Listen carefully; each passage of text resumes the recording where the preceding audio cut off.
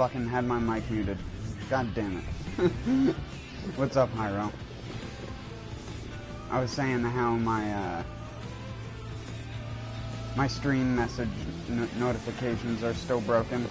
I don't know when that'll get fixed because it's not on my side. I've tried everything from, resyncing my accounts and like signing in and out of shit, and it's like I don't feel like re-putting in my passwords for the 4th or 5th time, so I'm fucking done with it.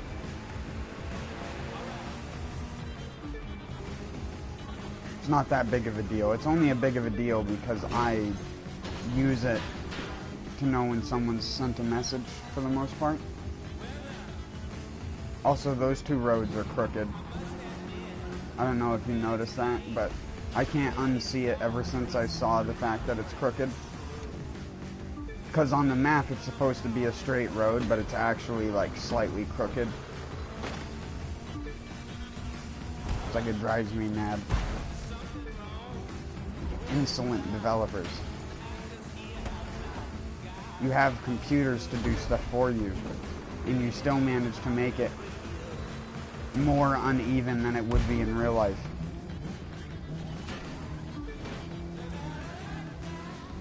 I'll say what part I'm talking about when I go over it again.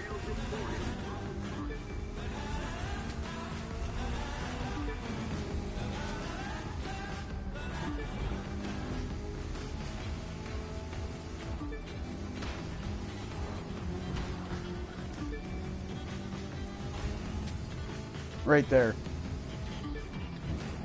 You see on the map how the streets are even, but they're not. Like, one is slightly more to the left than the other road. It's off kilter. So you have to turn a little bit left. If that was an intersection in real life, that would be like fucking the most dumbest shit ever. In order to go across the intersection, you'd have to turn a little bit left in the process.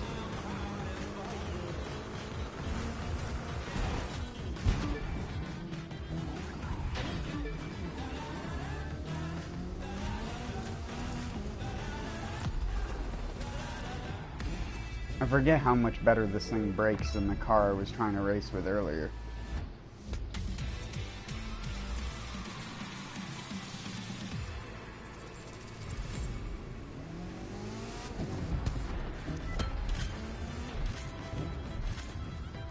You didn't send me a party or anything when you were on earlier, man.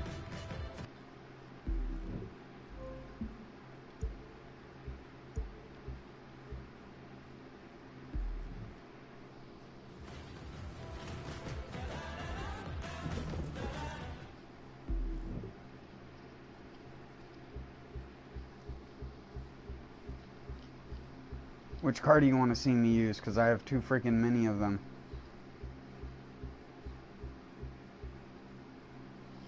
I like this one. I don't know, it's just, it screams Halloween at me.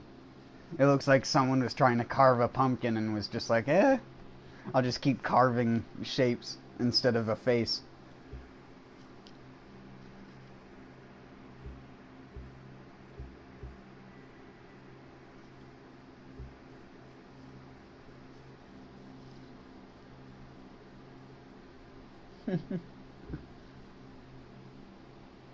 Some of these are really good. I try to pick the most unique skins for each of the cars, so that as you're scrolling through them, none of them look the same. They all look very uniquely different. Except for stuff like this, because my logic was, if you put a skin on this, it just defeats how it looks. And then there are cars like this that I want to put a skin on, but the game doesn't let you put liveries on the Cadillac Escalade for whatever reason. So you literally cannot. Josh Datboy. Bike or Joker car? Which bike? You want me to see me ride my new one that I got? The Chief Dark Horse. I need to put parts on it though. Oh fuck, that's right. I'm gonna have to... Oh, I'm not gonna be able to back up fast enough. Yeah, no chance.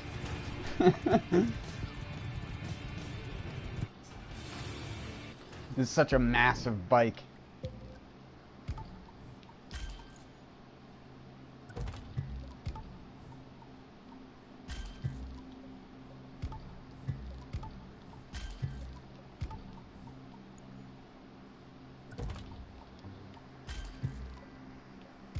If I could get a miniaturized version of one of these in real life, I'd love to ride it, but I'm way too small to ride a bike like this in real life. Like, look at how big this fucking thing is.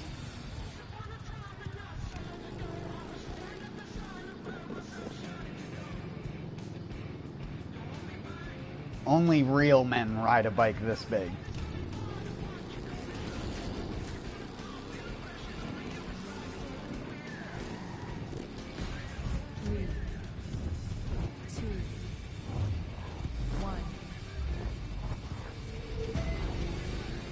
It doesn't wheelie.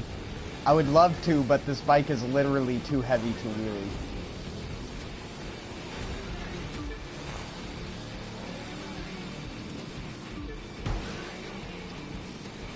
In real life, it'd be that way too. These bikes are incredibly heavy for their size, comparative to a normal riding bike. These things are like 400 to 600 pounds just in the engine alone. I mean, fuck, the engine is almost as big as some old car engines would be.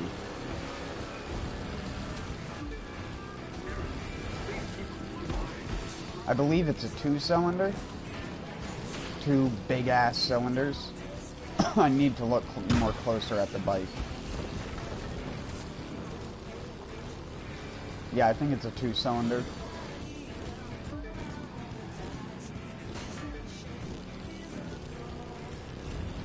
I really need the motor core upgrade for it, though. It has no balls.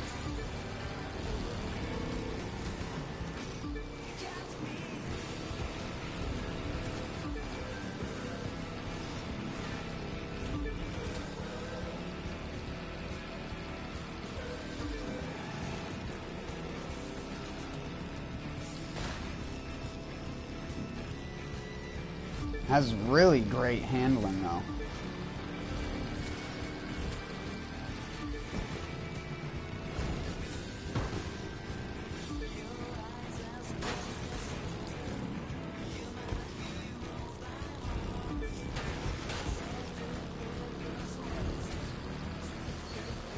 Even for a bike, this thing handles better than a lot of the smaller bikes.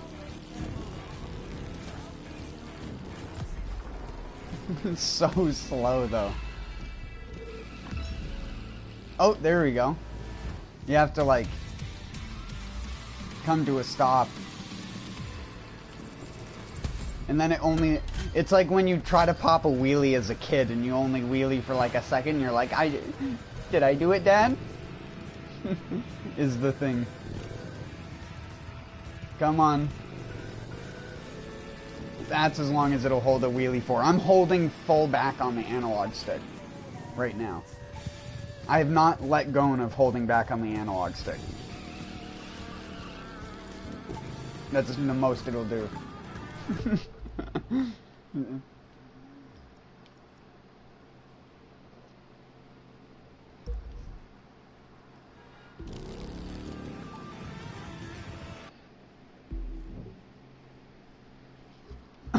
Hold on. I was gonna say, we just barely got the motor core. Stock suspension, too. Doesn't even need a suspension upgrade to handle good. There. Now it should be much faster.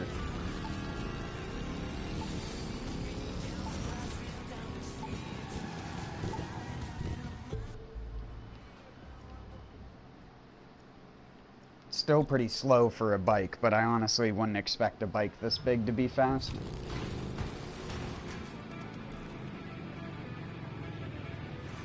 Does have a lot more gusto now.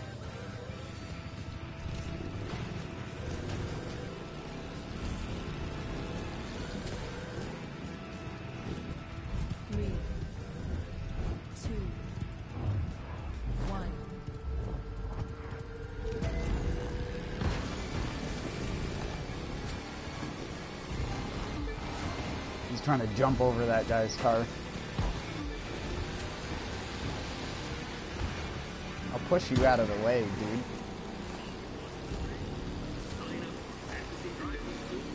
Seems like riding a chunk of iron.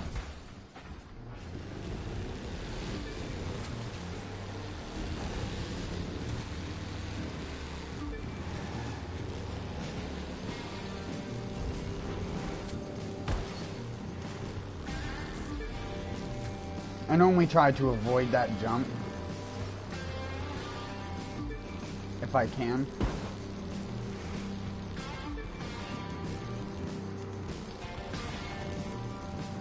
It's the cheese way to go really fast around this track.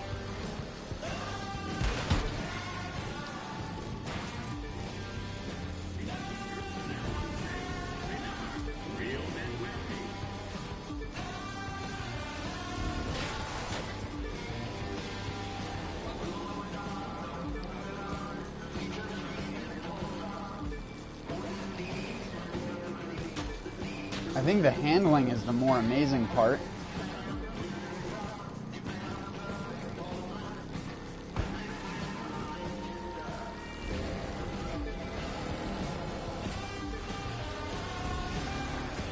A lot of cars struggle to hold that amount of speed through that section.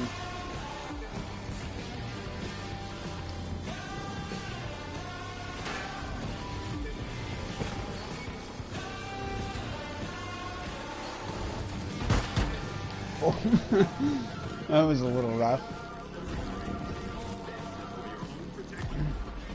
157. That's close to my record. I think my record is 156. Oh, never mind. 148. Never mind. That's with the Ducati Diavel. Diavel. However you're supposed to say that.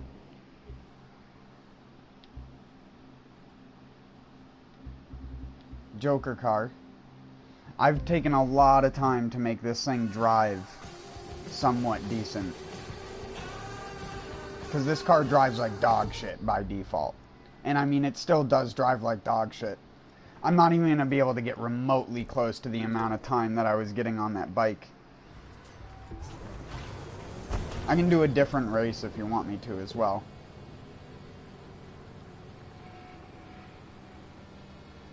I just normally start out by going across them.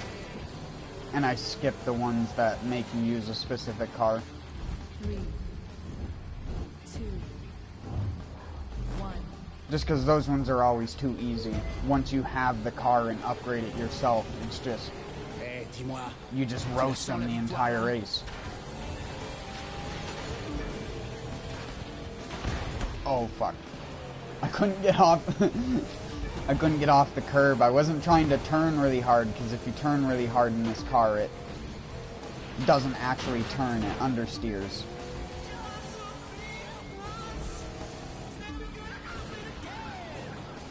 Like that.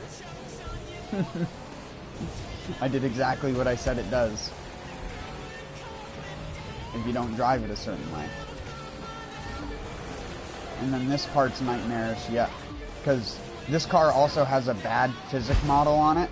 For whatever reason, that causes it to constantly bump around something and there's no amount of suspension tweaking you can do to get this thing to not just as you're driving the freaking car.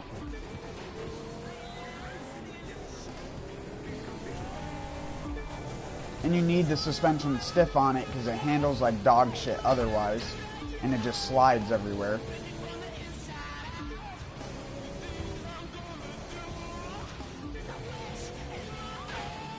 See? I didn't do that. That was just the car's physics model freaking out.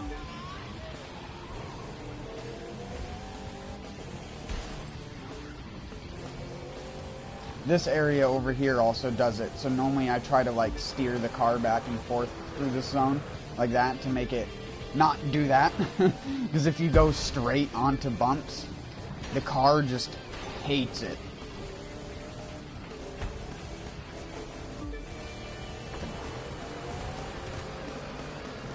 See, I told you, I wouldn't even be able to do remotely close to that same time that I was doing on the bike. Not in this car.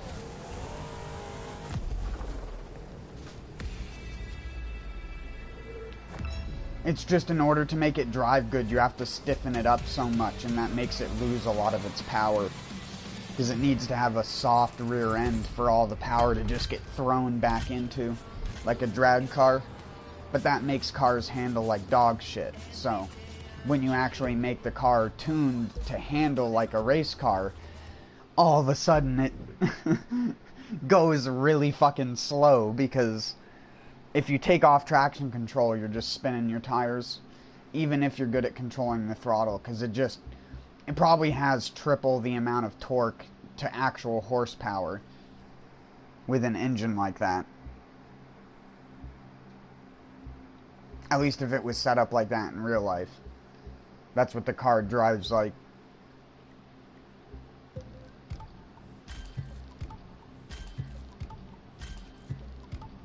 Damn it. It doesn't want to give me motor core upgrades for whatever reason. Well, that's an upgrade for a bike, so I shouldn't.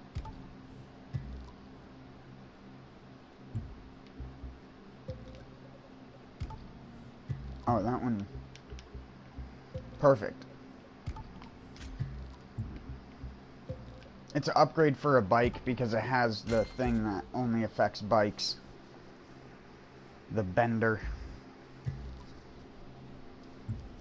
That'll make it turn even better than it already does. Which will probably actually have a negative effect on its ability. Because that can be a thing. If you have too much lean bonus, the bike will lean too fast and it won't keep its speed up when accelerating out of corners. I ran into that problem with one of my dirt bikes I was using. And even if you turn traction control off, it doesn't fix it.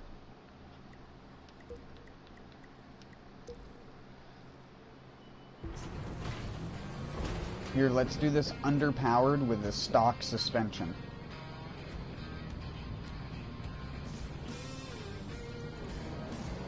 And in all my street vehicles, I turn off ESP and slide help, so there's none of that when I'm controlling the car. 3, 2, 1.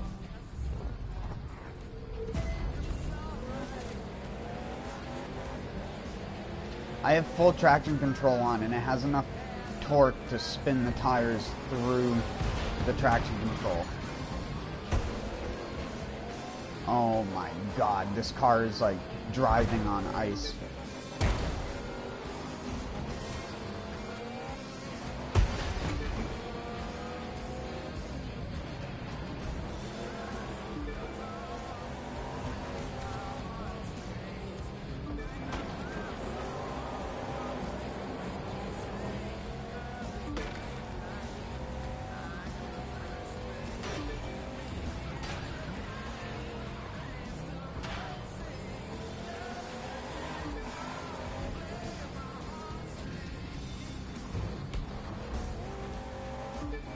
Need some sway bar action.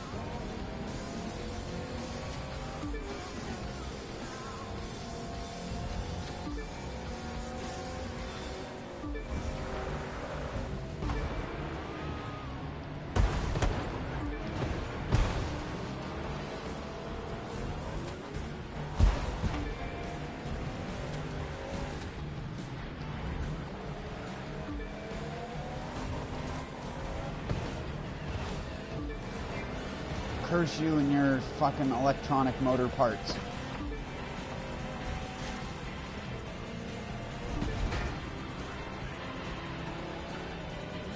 Yeah, I bet you love that handling.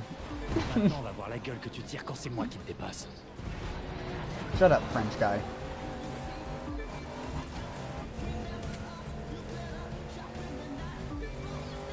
I'm not one of the best Crew 2 players. I am far from it. If you're talking about records, you're seeing the record list that you were seeing was just my friends list, Hyro. Just so you know. I'm the best out of the people on my friends list. That's different. I mean, I did have a world record in this game at one point, but that was before the game actually came out, so I got that during the gold editions, like pre-time, and it was in one of the rally raids, which I'm really good at those because I used to play test drive off-road wide open, and most of the tracks in that game are set up exactly like that. They're just checkpoints out in the middle of nowhere, and you just got to figure out the best route through the checkpoints.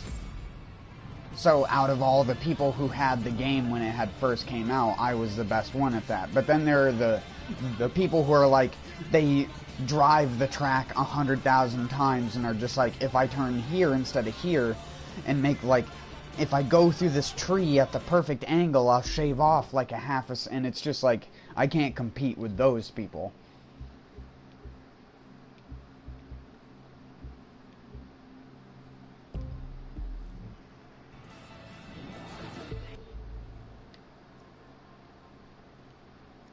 Here, let's try. Oh wait, that's Luttrell's car.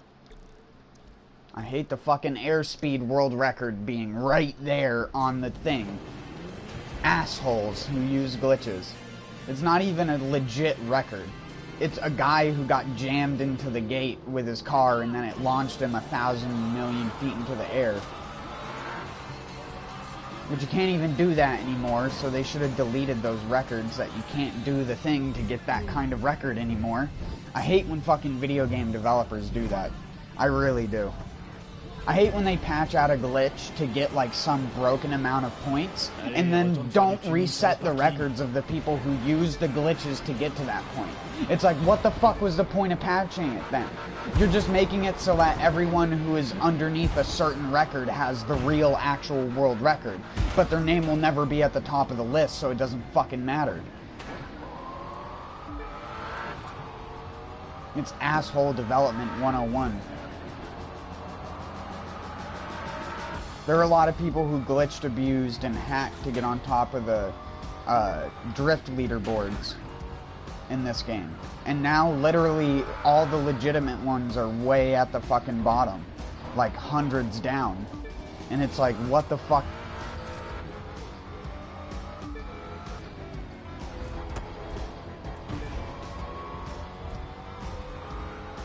That's why I don't bother going for world records.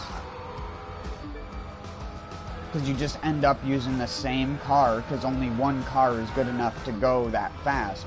Because for whatever reason in Ubisoft's logic, they should put a car that is equivalent to a hypercar inside of the street race category. Or the bikes, for that matter. Bikes are just fucking stupid in this game. Because they have arbitrarily better acceleration, regardless of if it would actually have better acceleration in real life or not, because of how traction and shit in this game works.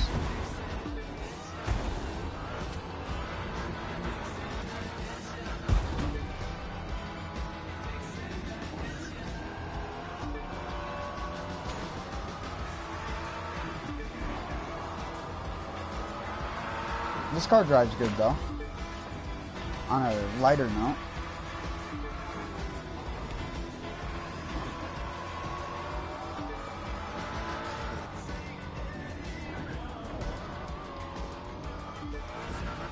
then again, it's an Aston Martin, so of course it drives good.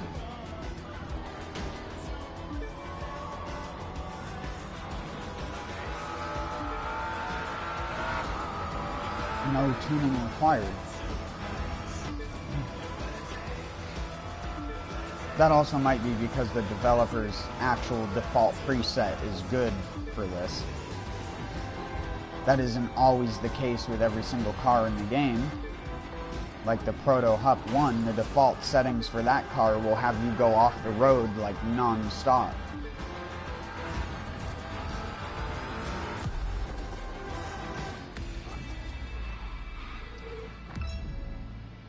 Yeah, that's a pretty good car.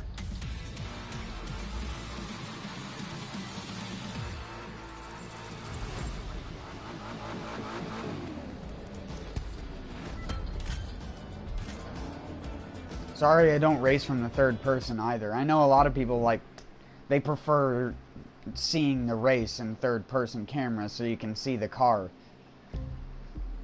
But I'm a tactile person and I like driving from the cockpit view. Because I use the steering wheel, even though I'm not looking at it, I use the steering wheel in my peripheral vision to gauge how far I'm turning sometimes.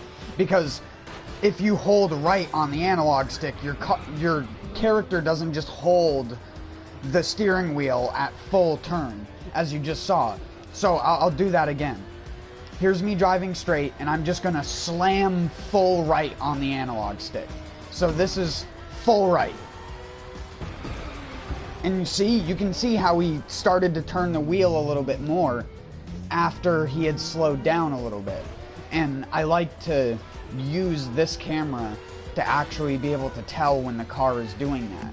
Because this view doesn't give you a good example of when that happens. Again, I'm holding full left on the analog stick. There we go. Finally it started to turn. And of course, you're meant to brake. When you brake, it changes the way that the wheel turns. And this same goes in real life. When you're putting pressure on the tires, it's harder to turn them than if there's no pressure on them.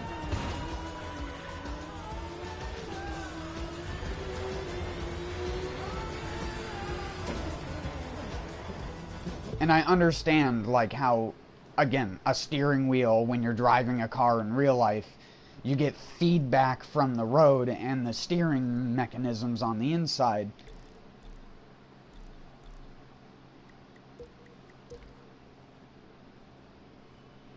Which is lost on an analog stick. Because you can't really have that. That would be your thumb pushing 5 pounds of weight, or however many pounds it would require to turn the wheel under certain force feedback circumstances. They don't do that with a lot of wheels, but on certain cars in this game, that's how much force would be exerted on the wheel. Like that Joker car, that Proto Hup 1, with its big-ass wide steering wheel and probably having an old rack and pinion style steering. That one, you'd have to be a big, burly boy to drive that car in real life. That wouldn't be no, you just turn it with your pinky situation. That's a car that requires a beefy dude to drive. Whereas like a car like the one I'm driving now, you could turn the steering wheel on this with your pinky finger. Because not only is the car light, but it also, when you're accelerating, takes almost all the weight off the front end of the car. So that's why Porsches tend to be very oversteery.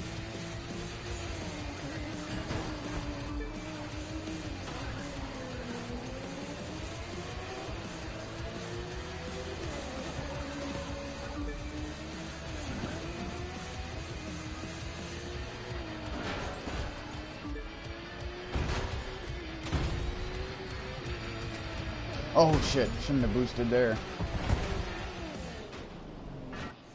Dead boy. Oh yeah, sorry Hyro, yeah, I beat God of War 3 on stream. Sorry I didn't answer that. God damn it. I apologize. Again, without the stupid message notifications, it like throws me off sometimes, so I apologize further. Especially because I'm trying to race.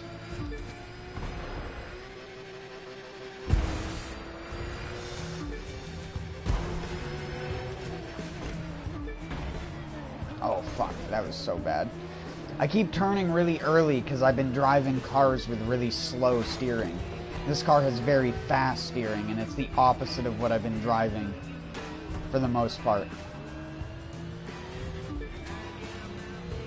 You gotta be very gingerly with the with steering this car.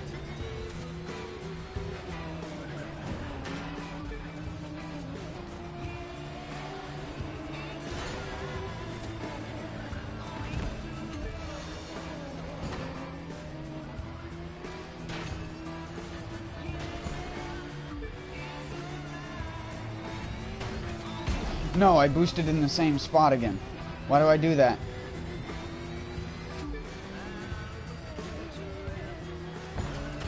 Oh, you can't drive over that. That's right. Not unless you're in Silverado.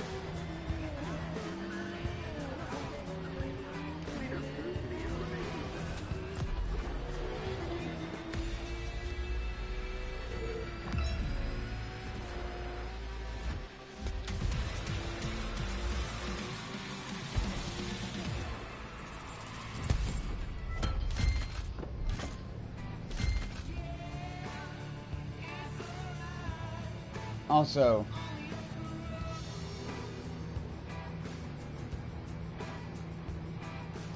getting lost in rants and racing. Yeah, that's the definition of every Crew 2 stream. I try to pay more attention now that I'm feeling better, but it is just hard to take your eyes off of the road when you're in a racing game. Like, it goes against my every bone.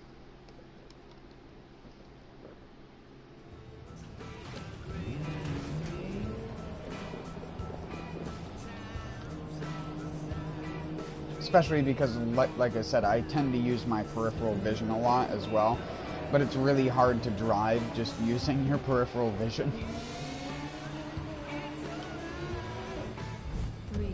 I can do it, but only if I'm staring like somewhere around the screen. If I'm staring completely away from the screen like I have to from my laptop, then not completely away, but I have to turn my head like 60 or 50 degrees to the left.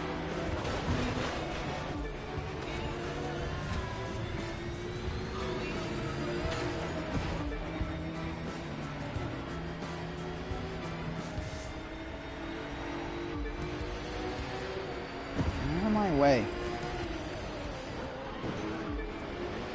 Bud. Get out of here with your fucking incorrect Nissan symbol.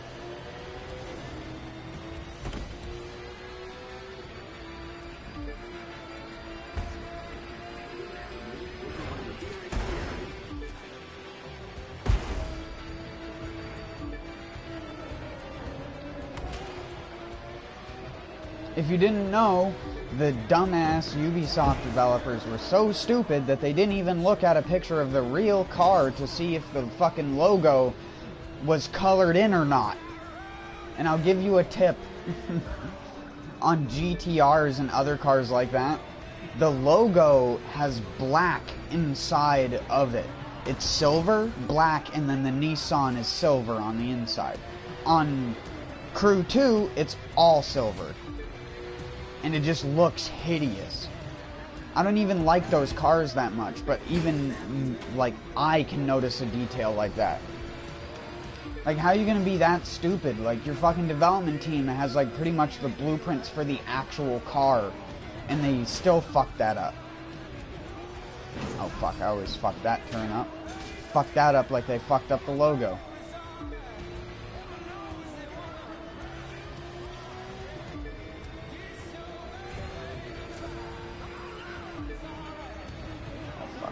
Shortcut.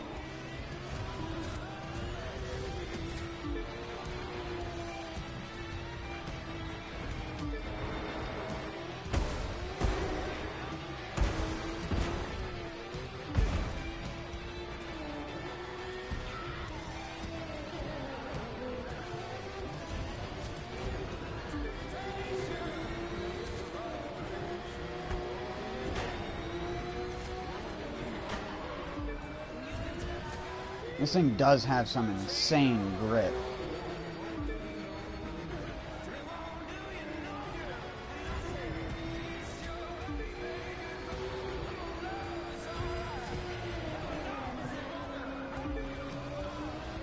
Ooh.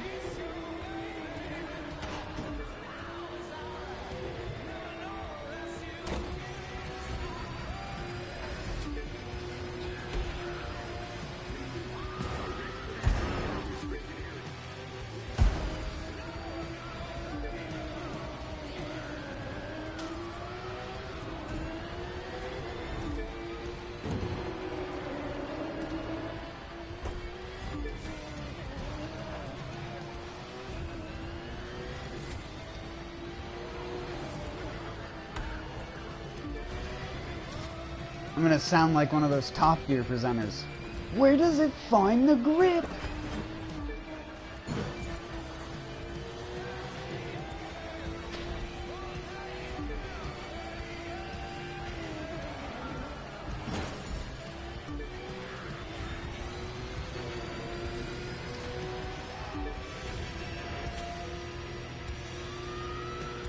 Oh, I found the grip. It was in my back pocket all along.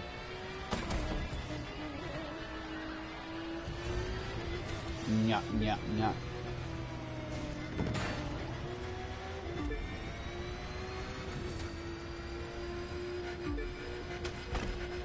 I'm paper, you're glue.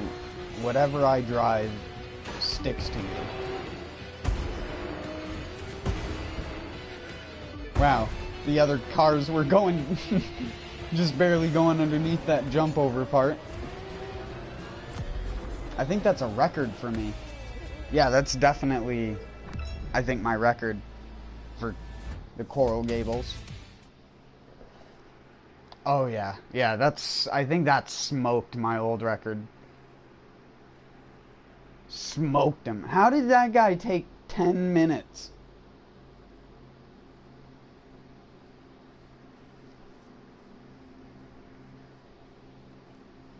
No, see, here's world. I'm 1,400 something worldwide.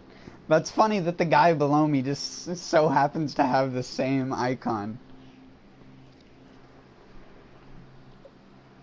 Top players. Is it gonna work or is it gonna...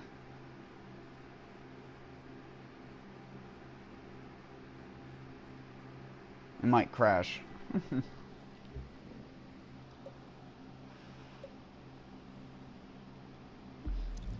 Well, I guess world records don't want to load right now.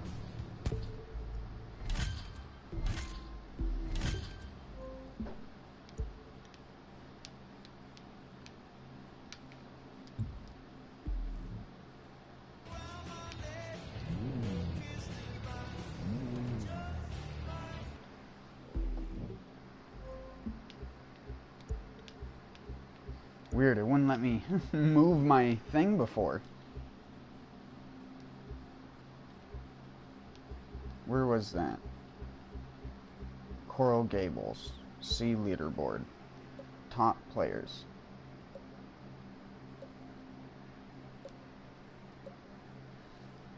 Oh, there we go. Yeah, see? Mostly bikes, except for the Huracan. The Huracan one was the record for the longest time.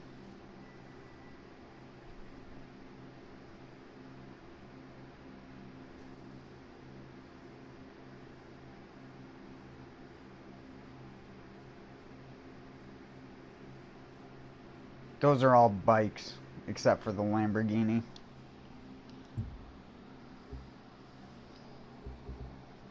Like that, 1 minute, 16 seconds, like fucking, what the shit.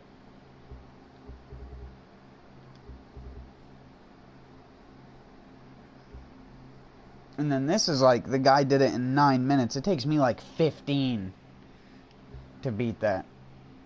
Hold on, actually.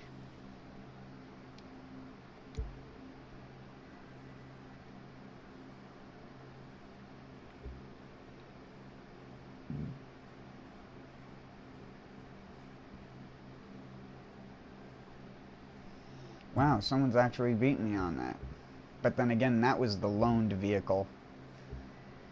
Not my own upgrades. That's like the races and Fuel. If you ever played the game Fuel for Xbox 360 or PC, I believe.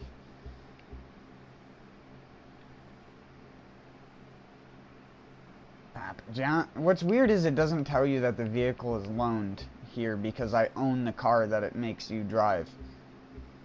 Because this one makes you drive a specific car.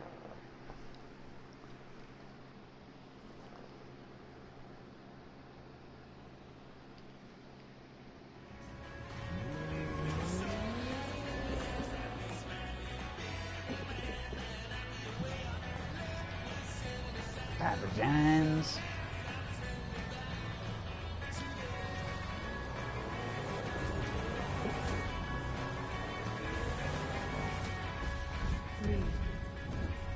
Wonder Bread. If you ain't first, you're last.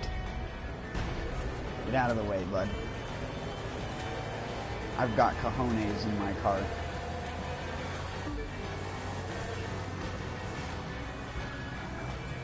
Hey, let's do a race from third person. Why not?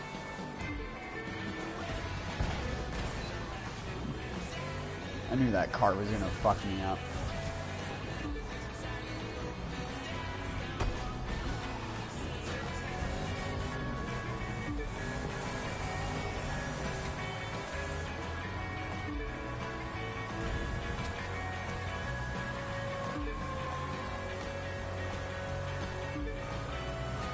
Ooh.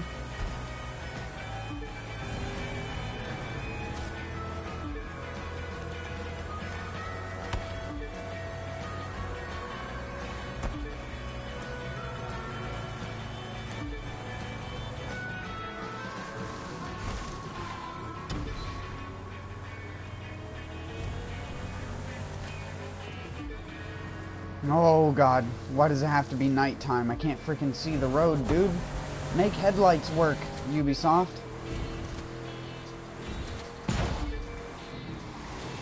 That guy just drove through the thing. What an asshole.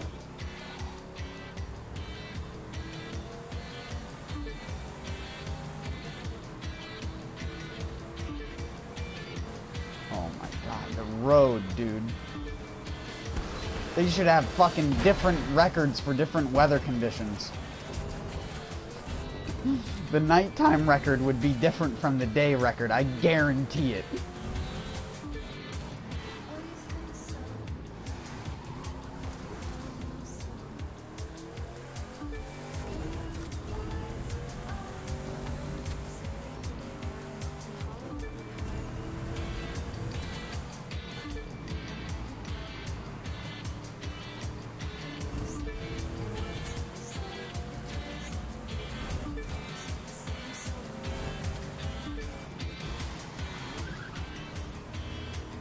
Beautiful.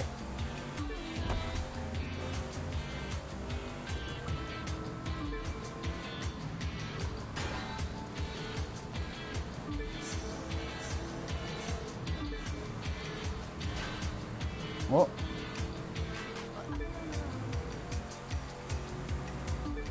Anyone want ground beef?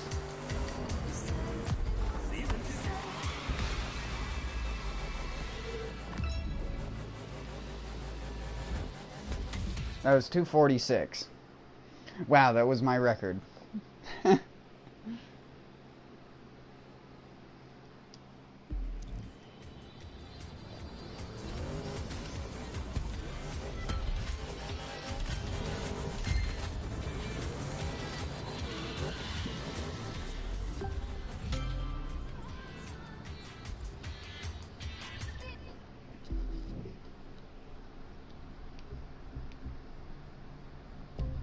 Let's go El Dorado.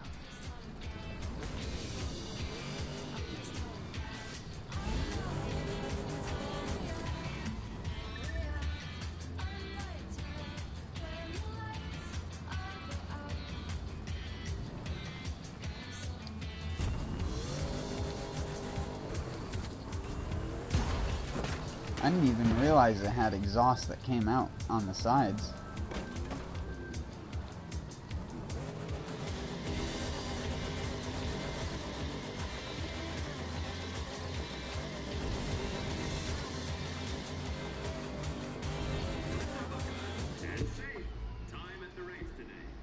All of the muscle cars have the same sound. It's the one that sounds like a perfectly blown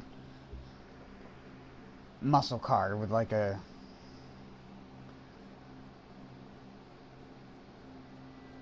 LS 7 or 6 in it.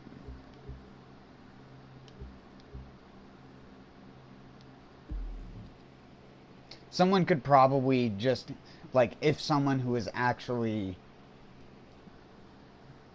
a car mechanic who worked on, like, actual high horsepower cars would probably be able to tell you exactly what type of engine and what system they use to,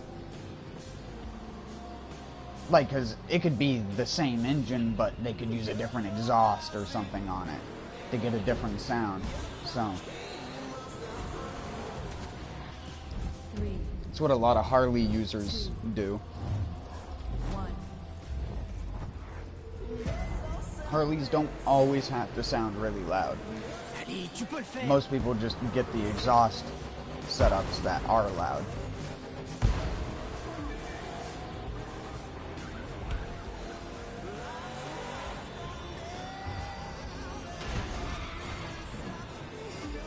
This is another one of those cars that in real life, oh my god, the feedback on the steering would be ridiculous. With a steering wheel like this, oh my god, it would be terrible.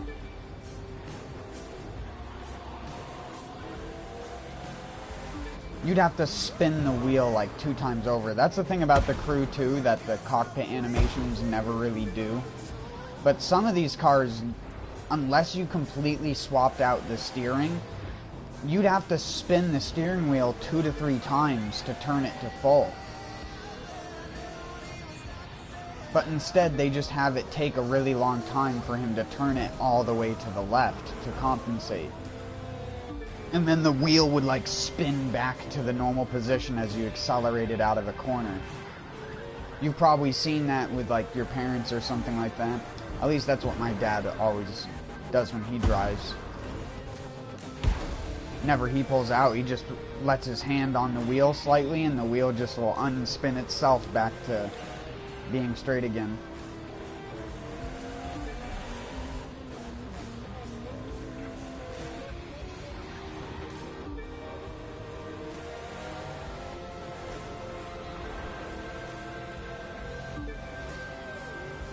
If the suspension and everything in your vehicle is set up right and you got good tires and the front end alignment isn't bad, the car should always want to go straight. It should never want to turn by itself. So it'll always force the wheel back, and the more you turn the wheel, the harder it's going to try and yank back on you as you're turning it. That's why slow steering is such a nightmare for racing, and why a lot of the cars that were used for racing that had slow steering were done on circle tracks, because you just have to hold the wheel in a position for most of it and just unsteer it more than you're counter steering or flipping the entire steering from one side to the other, because you just simply couldn't. Not without like wearing yourself out in 5 minutes. That is one of the realistic things about this, is that if half of these cars were actually being raced in real life, you wouldn't be able to stand racing them for more than 3 to 4 minutes at a time before you'd get out of the car and your arms would feel like jelly. Some of these older cars even have rubber bushings on the steering brackets. So when you would deaccelerate, the car goes like this. I mean, I can't do it on the analog stick on the controller because the car's, it doesn't have a fast enough reaction. But basically, it just go, and the front end would like rapidly shake back and forth as you tried to brake really hard. Especially in these heavier weight cars, like the one that I'm using now. Older Jaguars used to be set up that way, where they had rubber bushings. And if you braked really, really hard, even going straight, the entire car would just grind to a halt and just bump and bounce all over the place because of the rubber on the steering brackets. Terrible design back then. People really were not thinking with their heads straight back in that era of cars. I mean, the cars looked great, but they functioned like dog shit.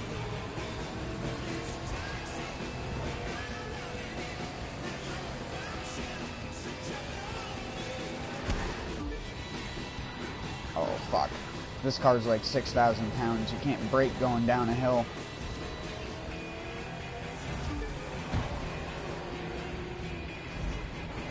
That's an upgrade I wish they'd let you have in this game, is chassis upgrades.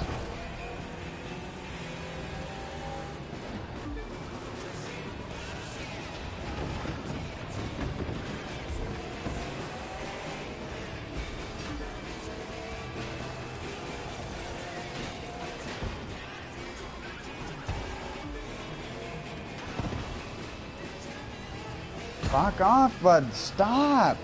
You're such an asshole. Fuck you, Russell. You're rustling my jimmies.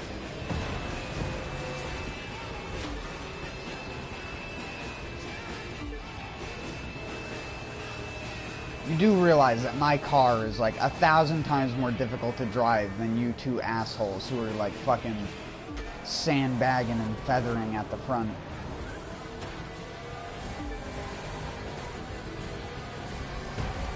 Come on, car, boost, you can do it. Okay, we're going here now. Alrighty then. Fuck. Fucking noogans. Farfig noogans. Big old fig noogans.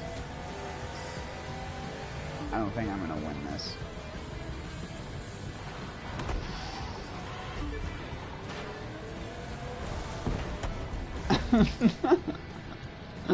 No. 3, 2. It's just too heavy of a car for how uneven this track is. I'm gonna give it another try though.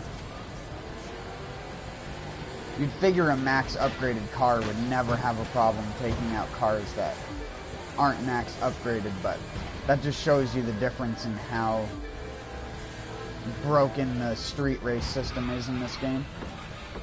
How the fuck did that happen? Did I get slammed by one of them when I hit that car? Like, this car doesn't get spun out by running into shit.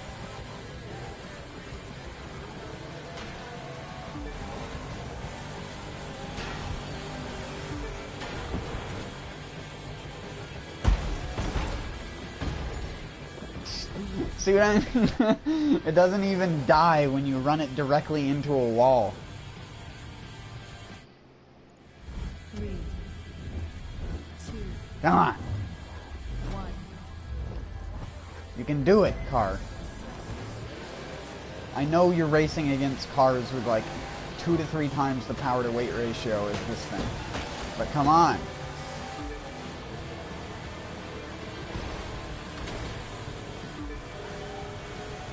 You've got the Ghostbuster blood in you. You can bust these ghosts. I just don't have... You don't realize that this car has already been put at like maximum anti-roll bar and super stiff suspension. And it still does that.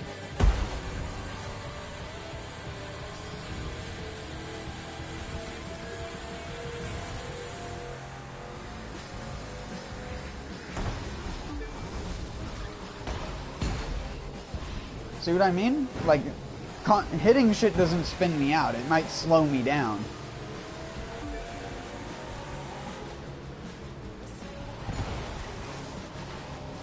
Hey, disadvantage. The fact that that car is not in first is honestly the most surprising one, because that thing drives the best out of all of these cars in this race. Out away, bud.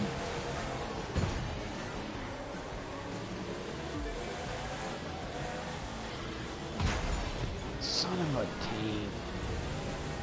Son of a fucking gristly taint.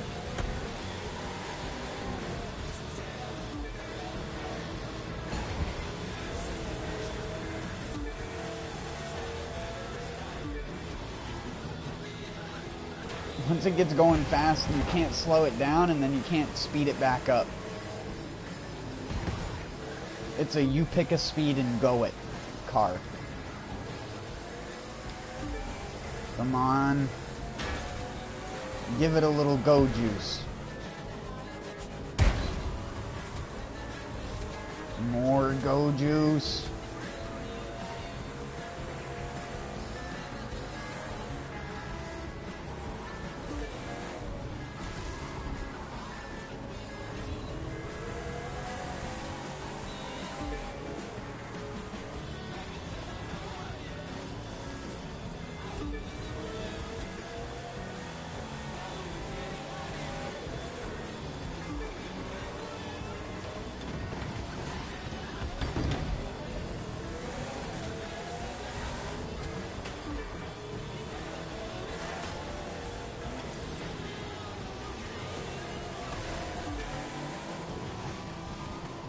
God damn it, Russell.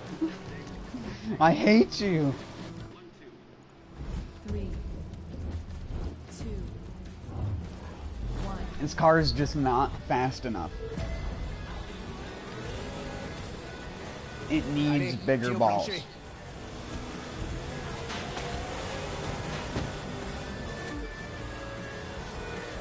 You need to suck up more ghosts. Oh, slow the fuck down.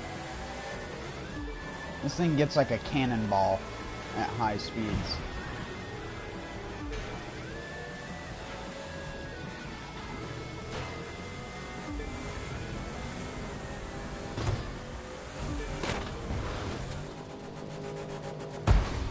You don't really choose where it goes, it just sort of does.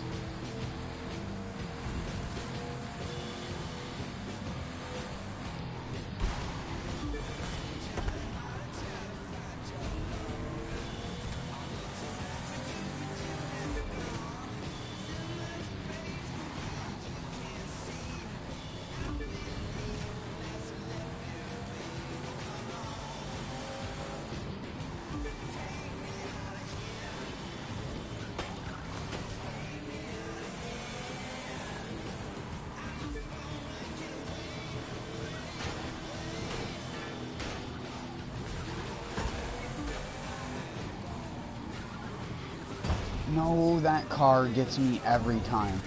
Whoever parked their fucking Honda Civic there gets a fucking huge middle finger from me.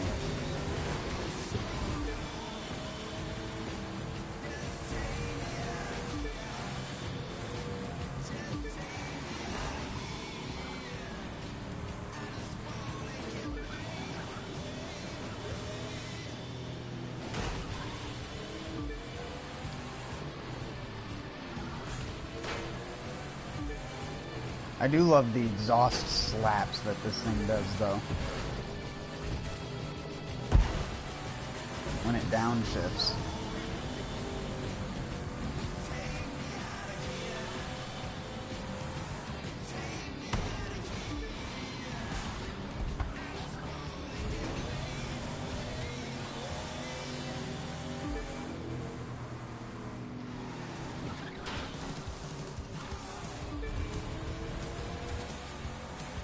Not giving you any chances, Russell.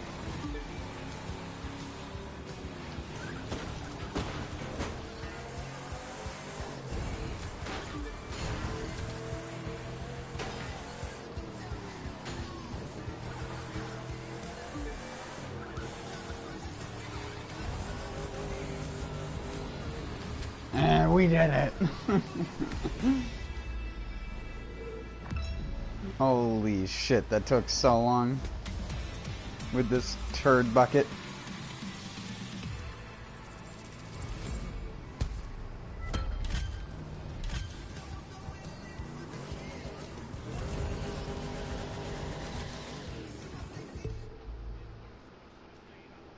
Whoops.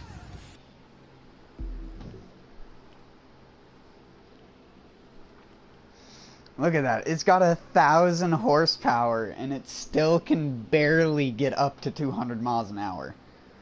That's what I was saying about its power to weight ratio. It's like, yeah, it has a lot of power, but its power to weight ratio is so bad that a Fiat 500 is better.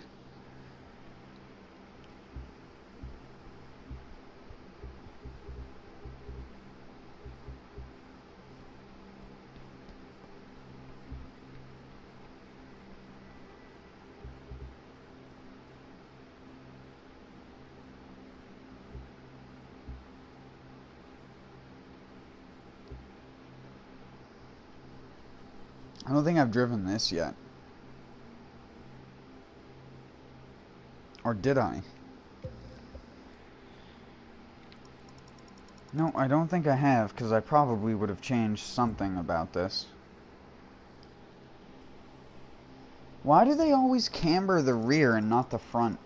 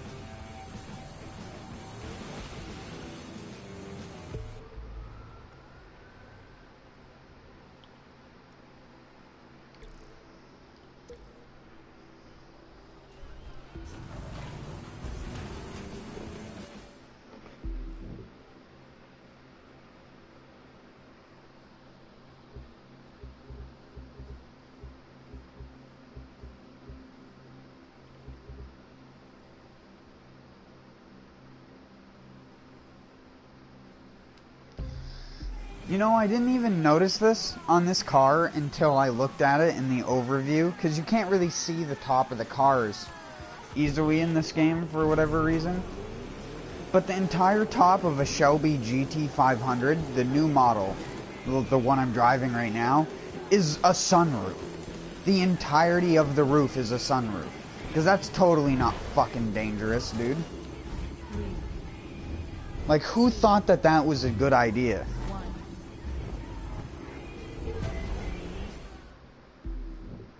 Sorry, I'm gonna be right back though. But yeah, who thought that was a fucking great idea? Like, who?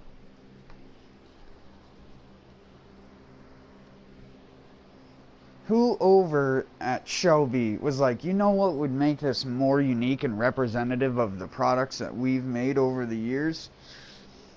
A fucking sunroof, except for, get this, it's not just a little square in the roof. The entire roof is a sunroof. Whoa.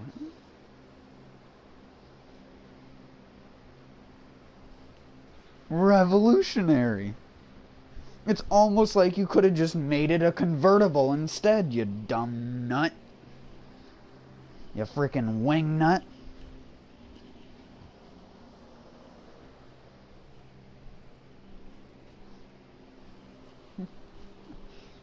Sometimes car engineering just makes no fucking sense to me.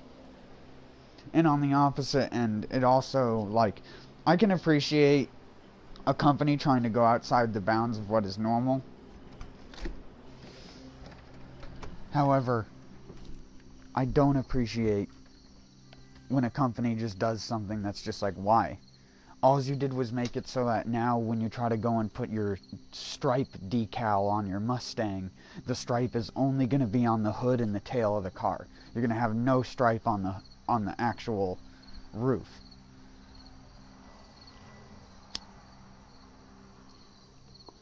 Which to me is stupid.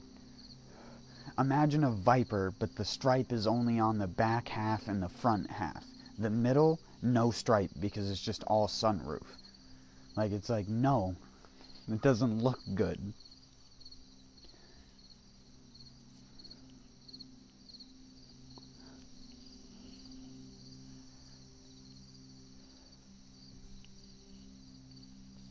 It's foggy out tonight.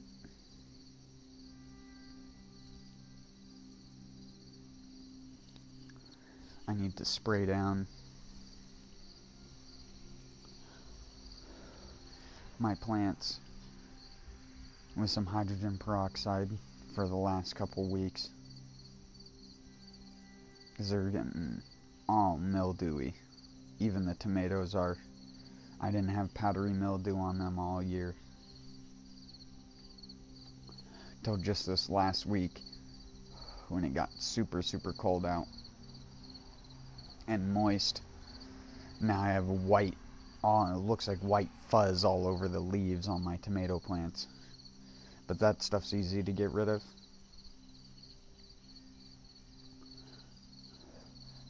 Well, I say get rid of it, I just mean to temporarily stop it, because of course the plant's going to die anyways. But since it's so easy to stop it, I just lightly spray down the plant every once in a while with diluted hydrogen peroxide.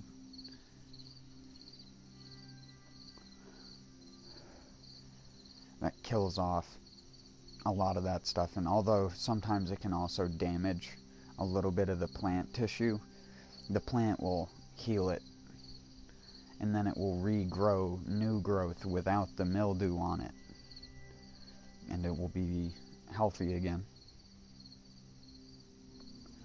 That's like when I tell people always, if they want another healthy plant off of the one that they've had in a container, just to cut the one in the container back and it'll regrow.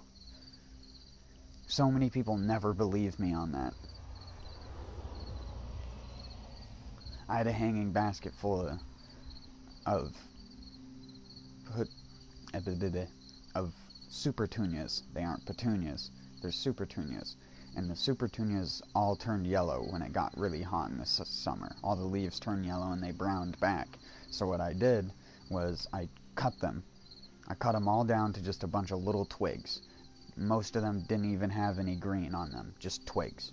And now all of them have grown back and they're starting to flower again. All within the same pot. I didn't plant any new seeds or anything. I just simply cut the plant back to nothing. It's an old trick that a lot of people seem to be wary of nowadays. That was something my grandmother taught me. Because she used to have butterfly bushes in her yard. And if you don't know what a butterfly bush is, it's a bush that attracts things like monarchs and other things like that to it. And they have a lot of flowers, but the thing is that they die if you leave the flowers on them after the flowers mature. They'll turn yellow and start to die back. So what you do is, and my grandmother would do this, you just go out and you trim all the old flowers, and even trim the plant back in some cases entirely, and you'll just get new, even bushier growth out of the stuff that was cut back.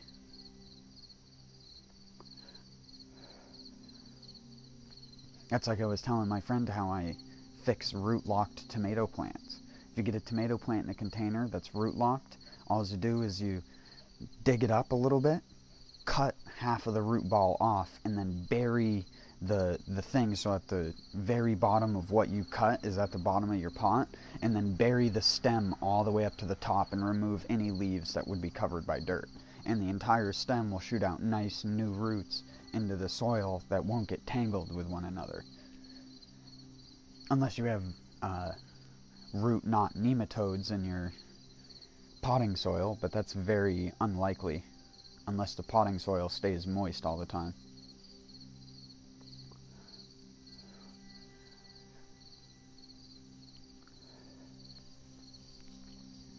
That's like how I was trying to tell a friend of mine about growing potatoes inside of containers, because they do better in containers. And they used to, back in World War II, they used to do what was called, what the hell is it called? Spud in a barrel or something like that? Spud in a cask or whatever. They'd get these giant barrels. They'd fill them full of compost and plant, or sorry, they wouldn't fill them full of compost. They'd plant a potato seedling at the bottom, right? And as it grew, they'd fill it up more and more so that the green would get covered and more green would grow out, and they'd cover it and cover it. And at the end, what they did in World War II, they would pull up these giant things, these old barrels after like a year, and they'd get like 100 pounds, 50 to 100 pounds per plant, like per seedling of potato, I guess you'd say. Even though most of them you didn't use seedlings, you'd just take an old nasty potato, stick it in the ground, and it grows. And that's what they do. You just cut them into sections or whatever if you want to make multiple. And they'd get these huge lots of potatoes, like huge production and yield, but they would only be in like maybe a 10 square foot area or so where the barrel's occupied. And he was like, because he's one of those people that didn't understand how potatoes grow, because he's never grown them before or never really looked it up.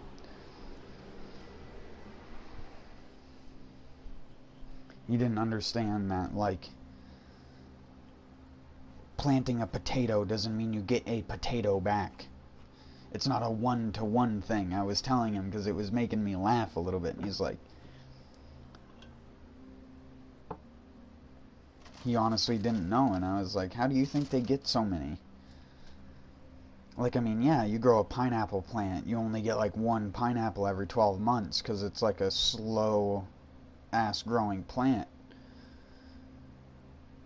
A potato, however, it just produces however much its root system can get down. And if you cause it to grow more roots by burying the stem of the plant as it grows, then you get more potatoes. Because the roots turn into tubers, and then those tubers form into these giant starchy balls that we know of as potatoes.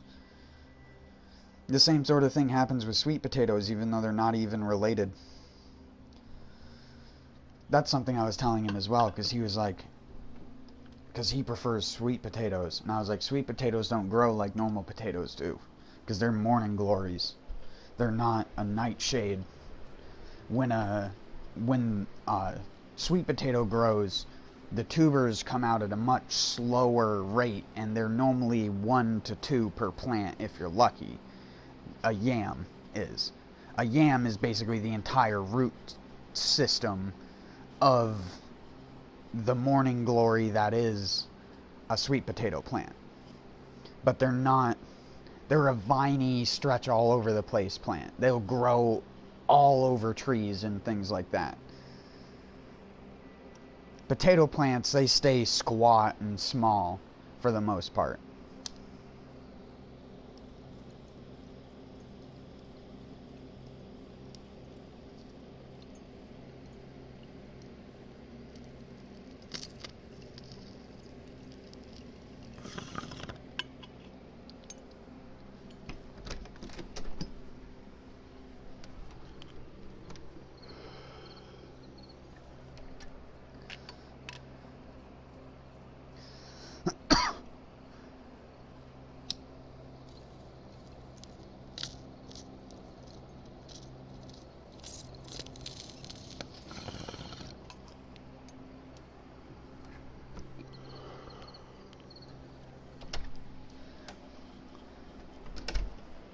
Any variety of normal potato, though, grows multiple per plant.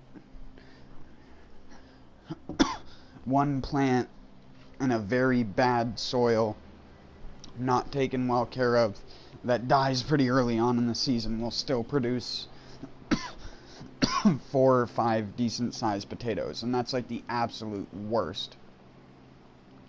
In your best case scenario, you get like, if you're talking weight, say you put one potato in the ground and it turned into a plant, and you had the best optimal growing conditions and you did everything that you were supposed to as it grew up,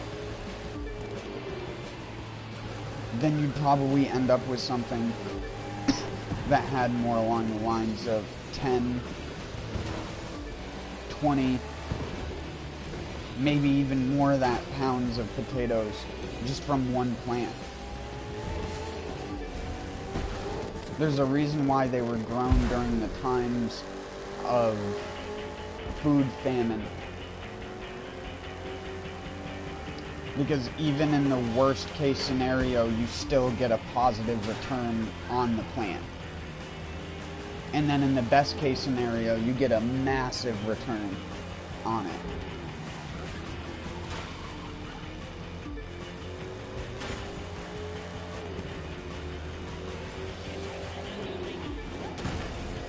Sometimes being up to 50 times worth what you put into the ground out of it.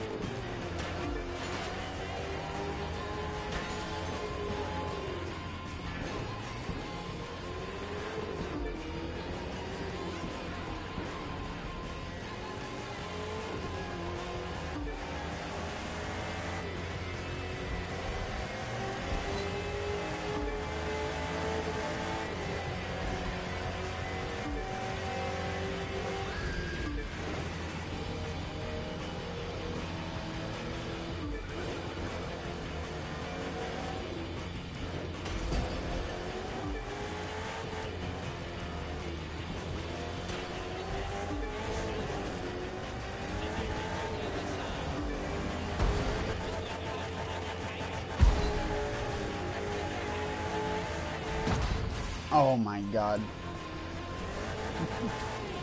This car is so much wider than I always think it's gonna be.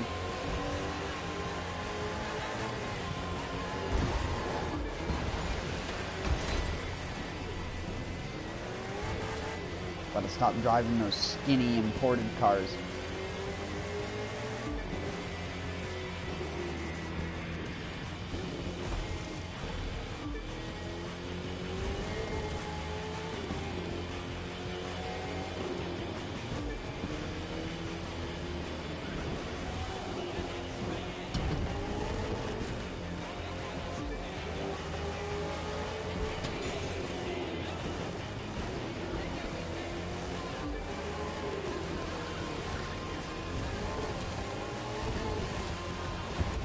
God damn it.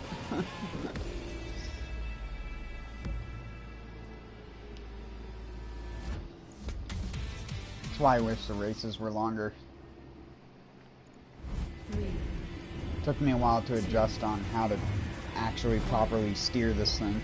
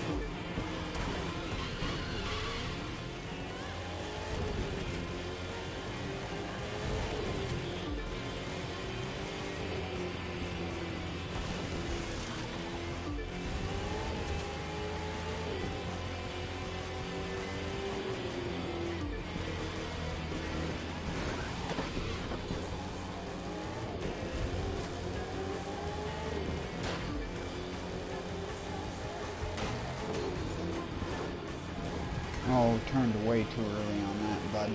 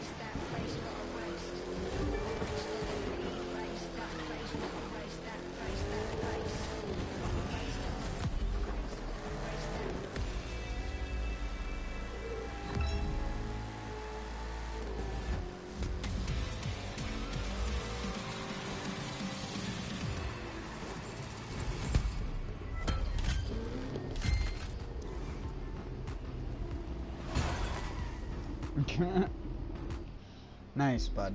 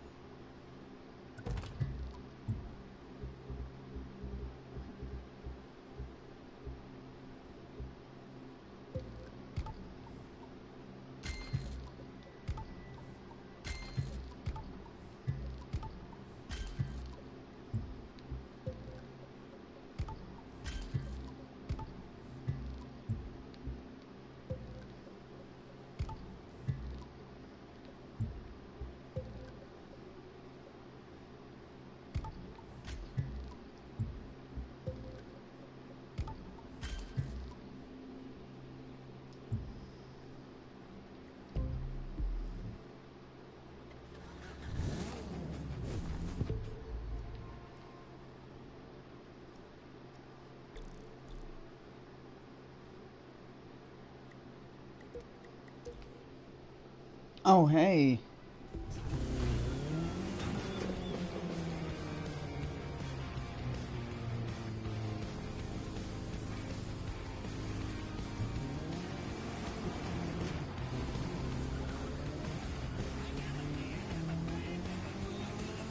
Weren't you the dude that told me that streaming wasn't for me? 3, 2, 1. I think you might have clicked on the wrong dude. Ça va être trop facile pour toi.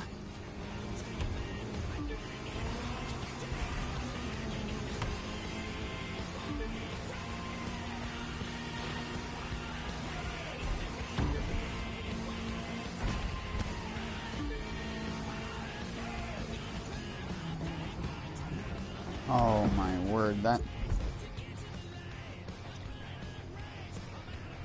might have to. 3. Wait, what? Aren't these front wheel drive?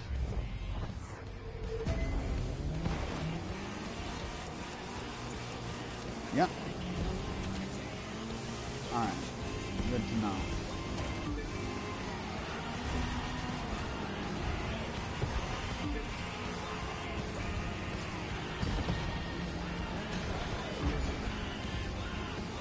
Première place.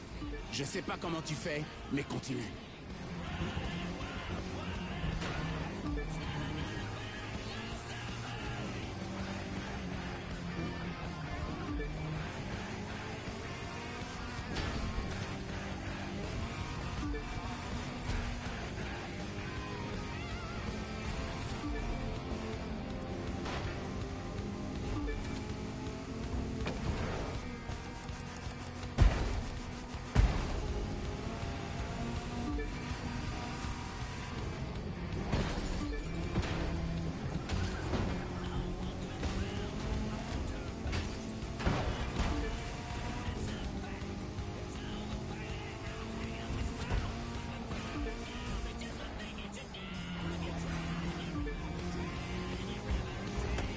Oh, fuck.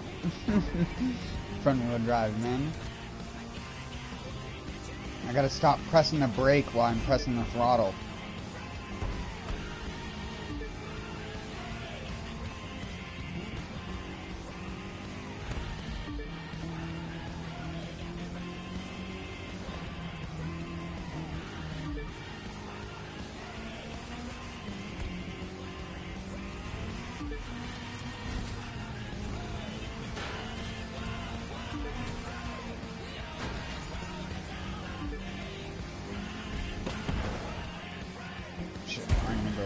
No. You don't want to go over the building unless you're going over 165 miles an hour.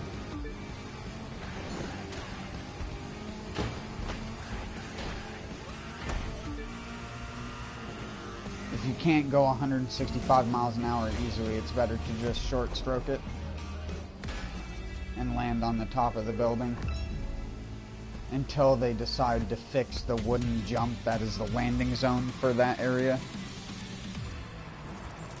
That's why I wish they didn't make shitty little copy-paste jumps for their jumps in this game. Really, really wish they had decided to actually make separate ones, because it needs a much, much bigger landing ramp.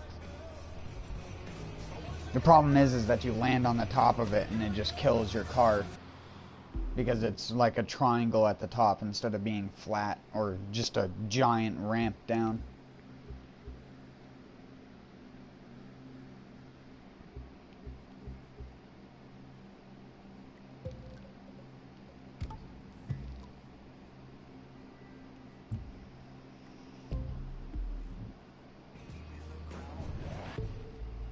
Also, it's no problem, man.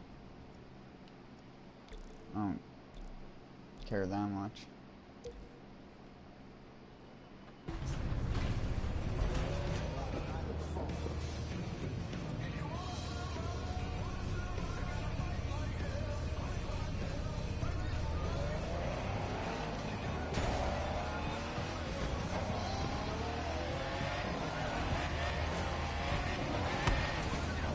Oh, jeez, I forgot. two, This little car is a nightmare.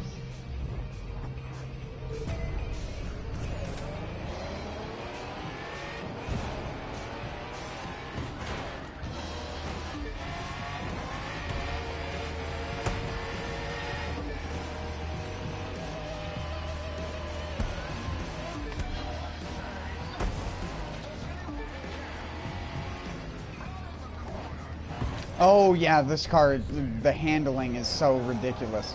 On any other car, if I had turned there, it would have just slid a little bit.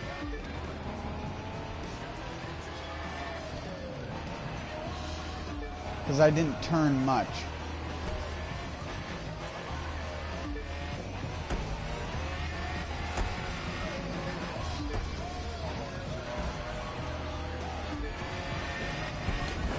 See, this car can go over 165, so it can take the full jump and actually land on the landing zone.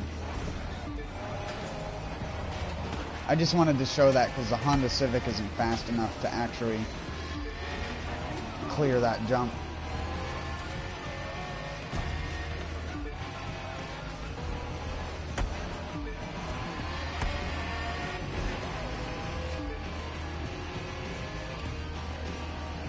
And this is what I always mean when I say that there are some street cars that are just so grossly disgusting comparative to the other cars.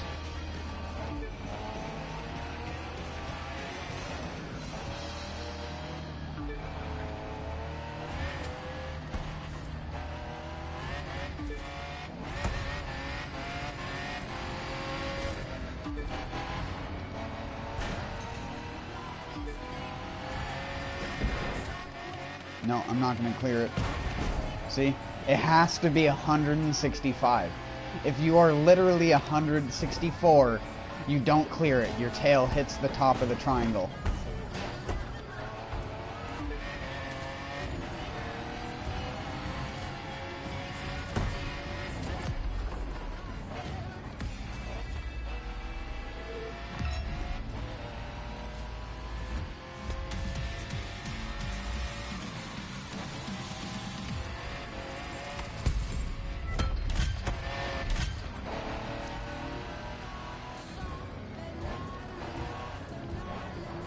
I normally don't like Lamborghinis, but I'd drive one of these things. No shame.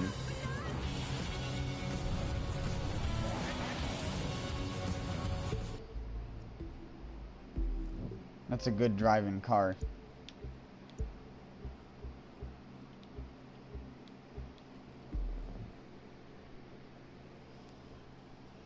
Let's see if I can outrun the one that's in this race.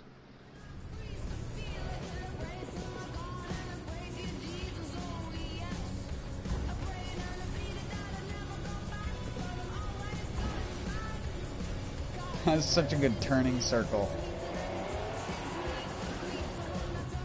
three, two, one.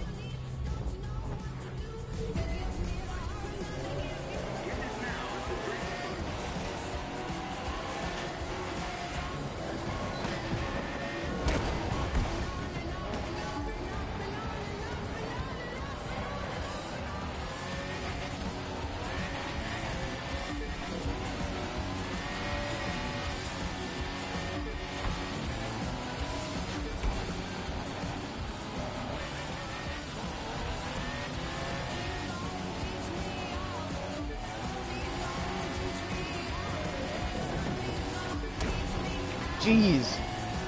How are you so fast? I have a max upgraded one and you're still faster than me.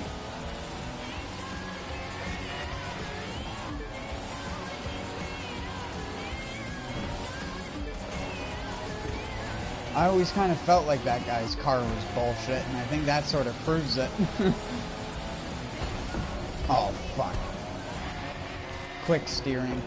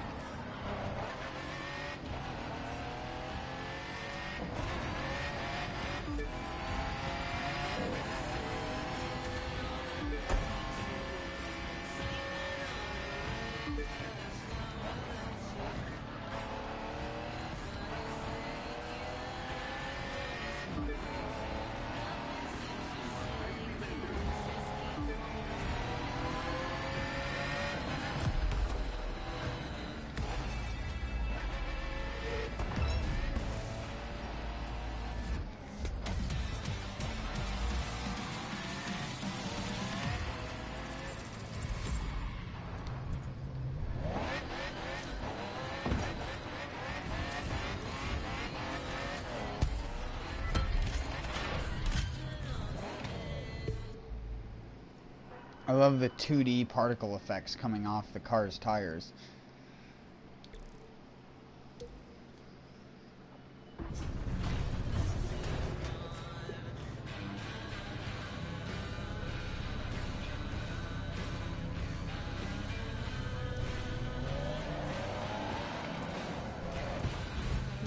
Yeah, why do you think I range at video games? That's what I take my anger out on. Logical dismantlement of developers through salt and blood. And a little bit of Cheerios.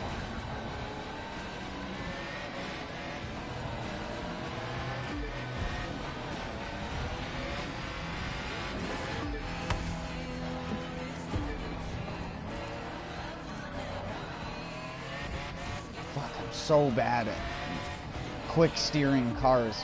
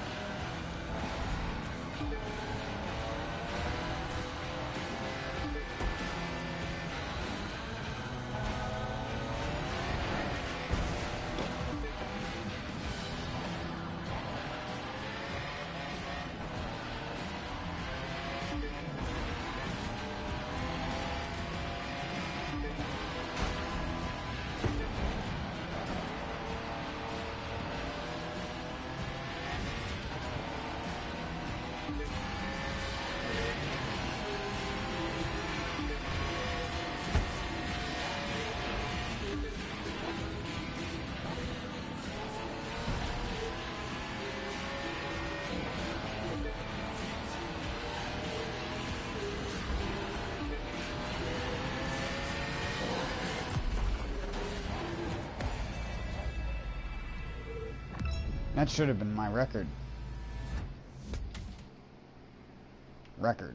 Nope. Never mind. I forgot that I did so much better with that car. That car feels fast though. And I guess that's the one good thing about it.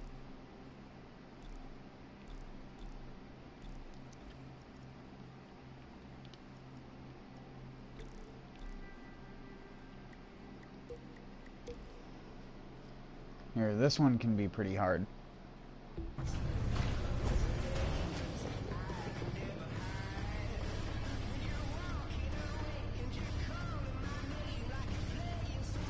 I'm hoping that by a lot of people just doing like mostly street race stuff, that the developers will realize that people want more cars in that regard.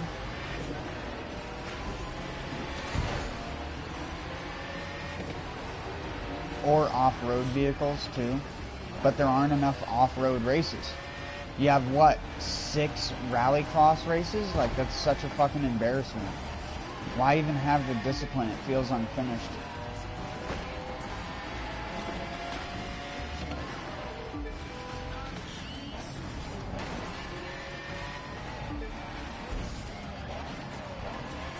Then again, you could say it feels unfinished and just put Crew 2 anywhere in that, and it would probably hold its ground.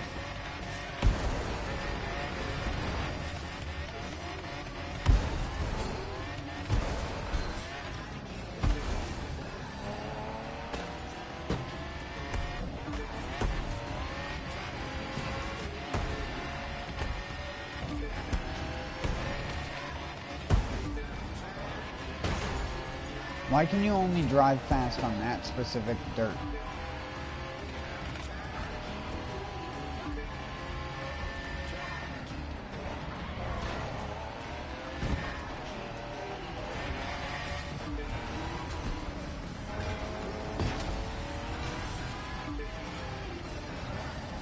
That was a really bad part, but it didn't fuck me over. Oh fuck, that's right, those aren't... Can't just drive through those, bud.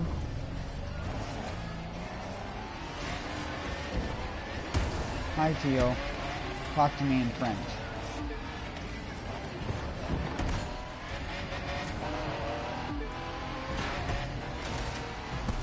And sit pretty while you're doing it. Regarde-moi bien si tu veux savoir comment faire. Thanks.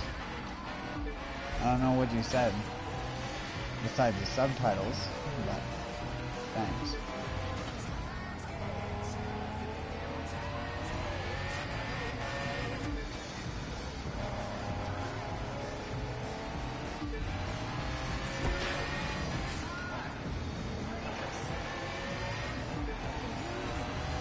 Excuse me, bud. Thanks for keeping the position warm for me.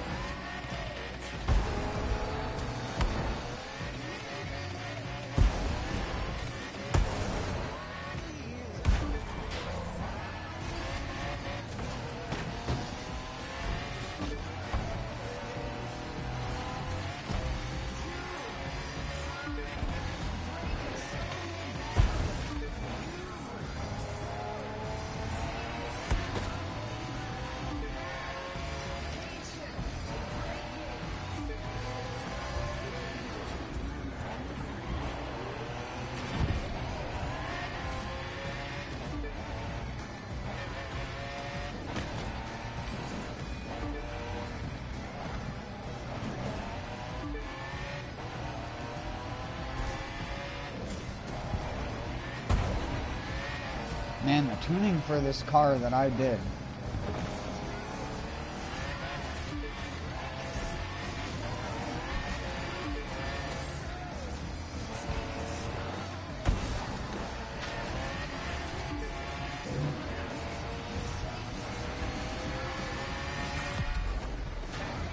If only I had a steering wheel.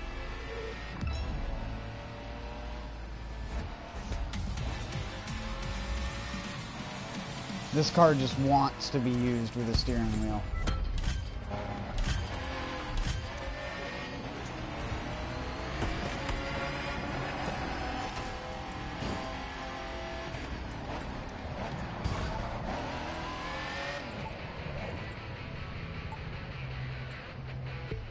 The handle's so nice. Whoops. Daisy.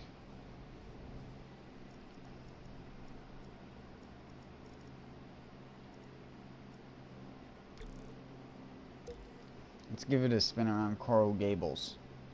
I wonder where the new street race they're going to add is going to be. I swear if it's not in Seattle or Chicago, I'm going to flip.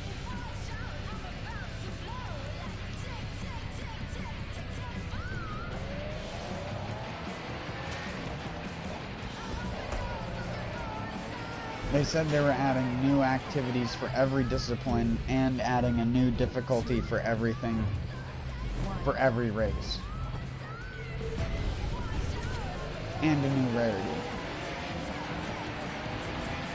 Which I wonder if that's exclusive to the new difficulty or not.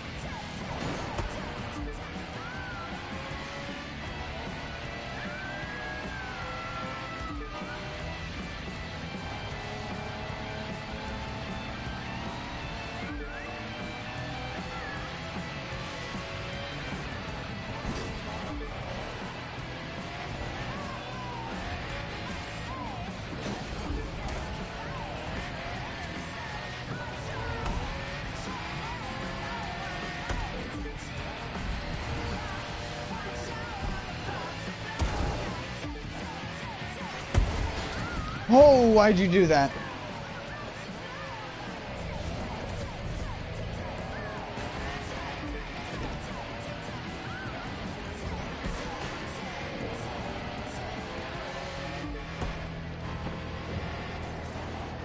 I have to be careful about throttling when I land in this car apparently, because the suspension is snappy.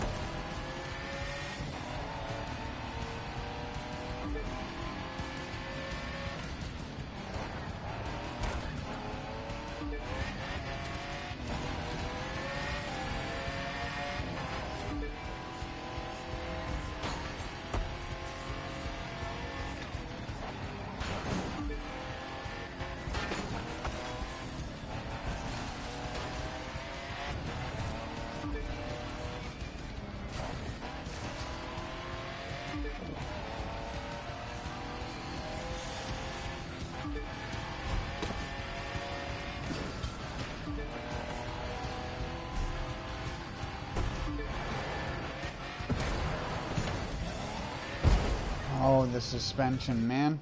It hates when you have it throttled after landing on the ground.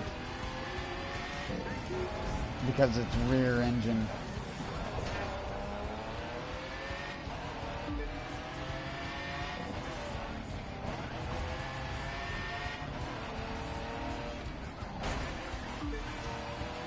It's weird how this track's jumps are the only ones that has had that big of an effect on it, though.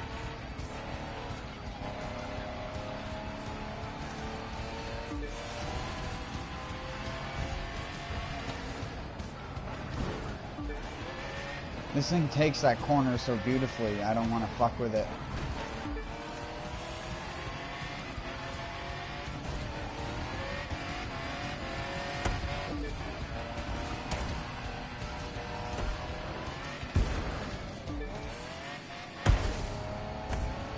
There we go.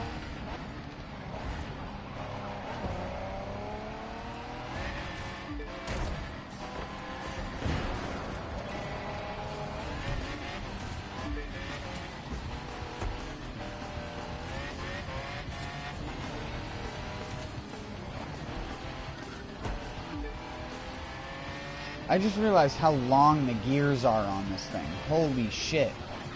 Like 80 miles in between third and fourth.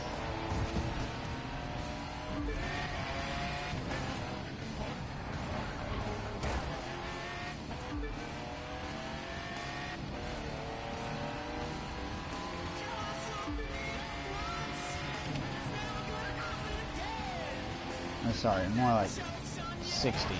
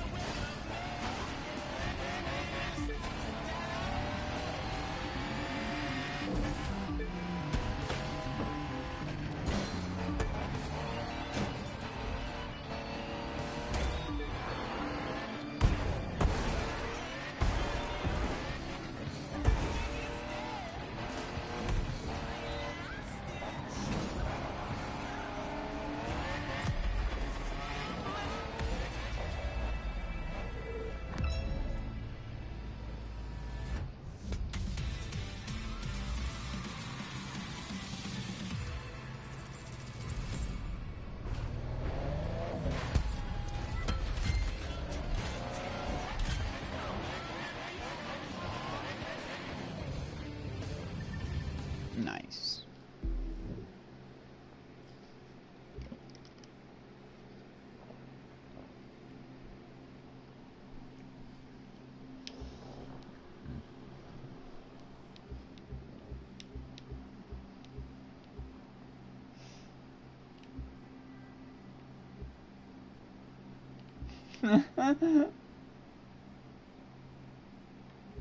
Doing, doing, doing, doing, doing.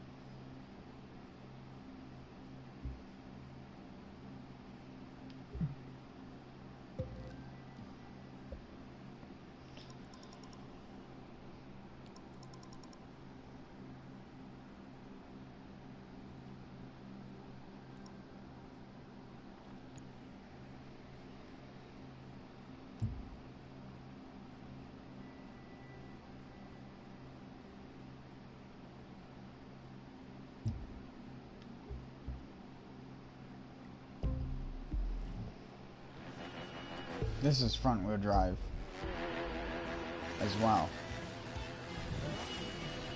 What are you just... Exactly. Get out of here.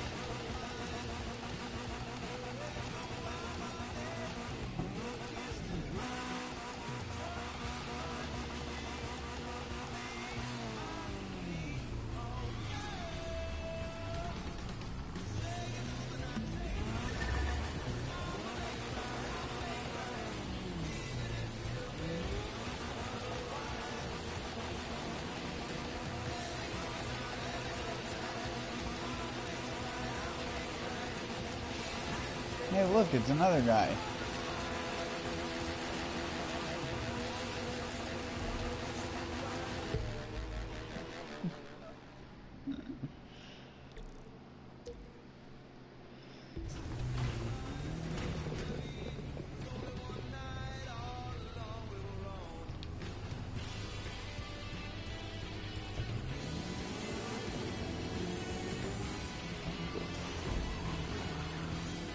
Oh my. For a front wheel drive car, that thing can fucking turn under throttle, that's for sure. 1.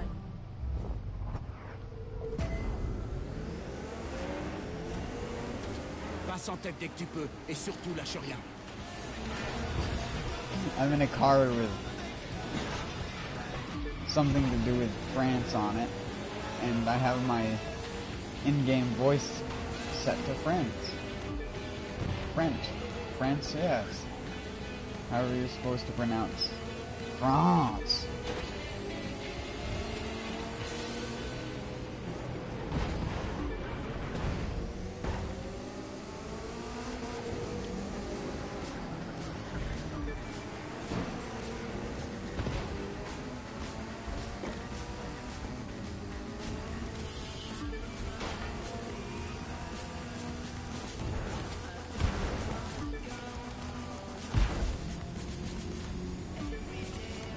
Drunta and Druba.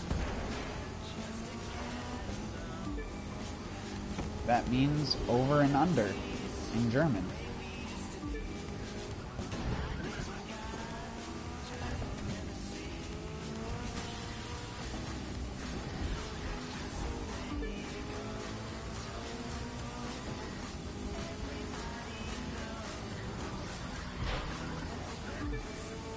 Don't know why I said a German word. This is France. But okay.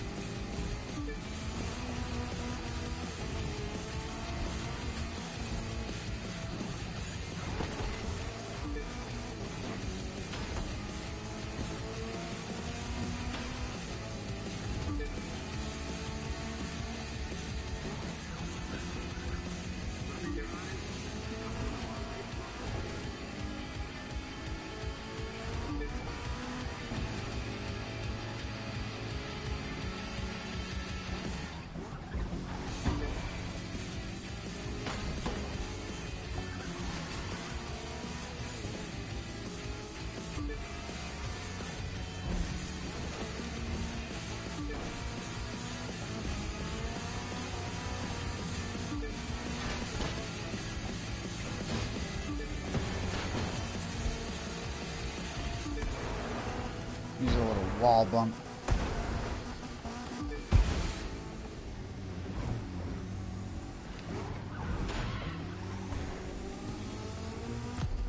Car's not too bad for a front-wheel drive. It slides a lot more than I'd think for a front-wheel drive, but then again, I have to remember there's nothing sticking the rear wheels to the ground. They're just rolling. Just rolling, rolling, rolling. And they sort of just get pulled along. Because they're just rolling, rolling, rolling. No, I didn't want to know. But doing, doing, doing, doing.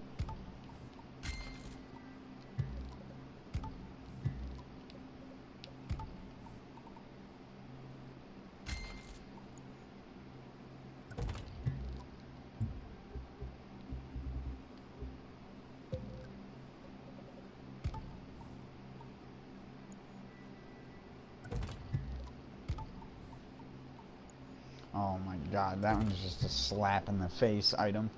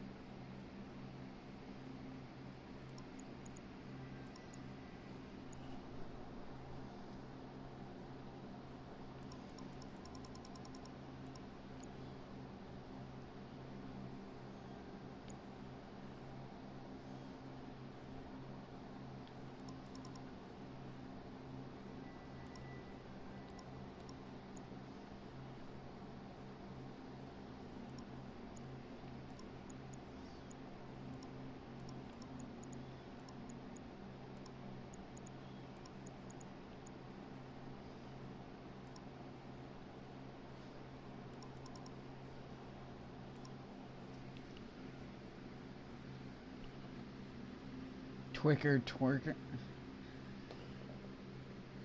Sorry, I didn't read that earlier. I didn't even see it.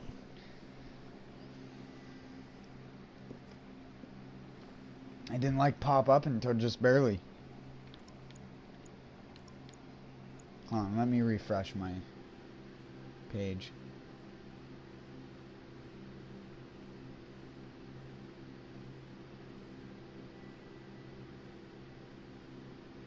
There we go.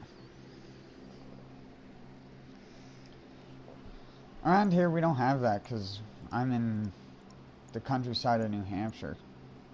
You get a lot of people who are legitimately dressed up as things that are scary. Depending on your definition of scary, of course.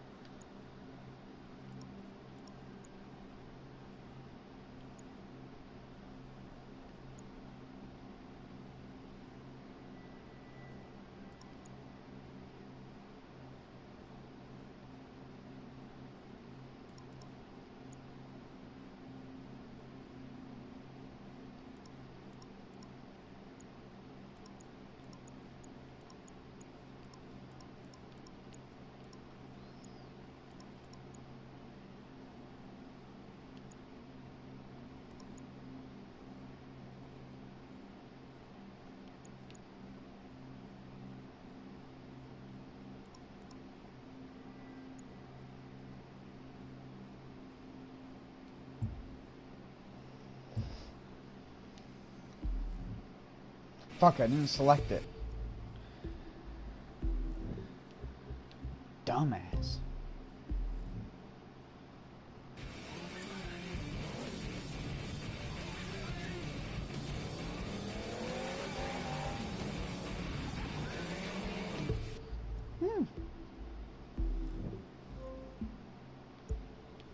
I mean, you can't judge a book off of one turn, but...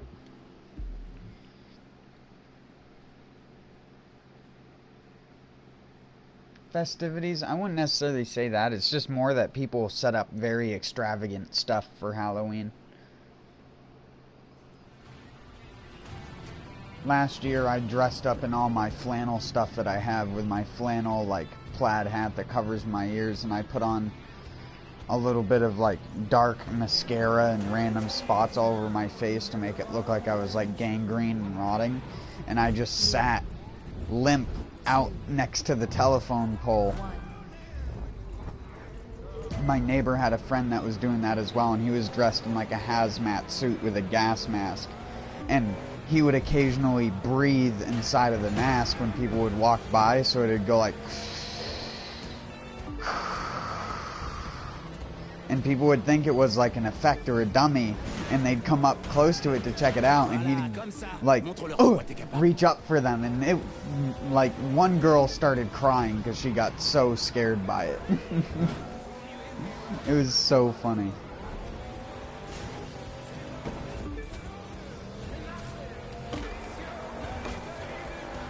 Yeah, I normally act as a dummy and do the same thing. I just fool people, fool unsuspecting victims into thinking that I'm just a dead thing, a fake dead thing, or like a dummy or whatever dressed up, because I'm skinny and have weird body proportions. So I have really long arms, long legs, but almost no torso whatsoever. And I'm short. Monkey boy.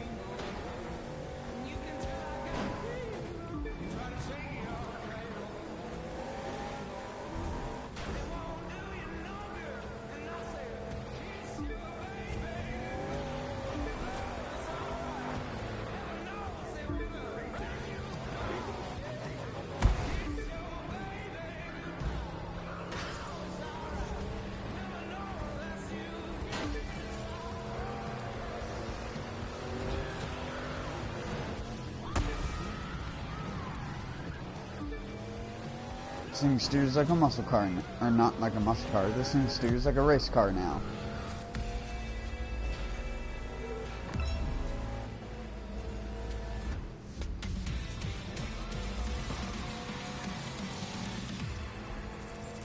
It can actually go pretty good through this. I'm surprised. A lot of the other muscle cars are all bouncy and really bad once they're tuned up stiff. This thing cruises.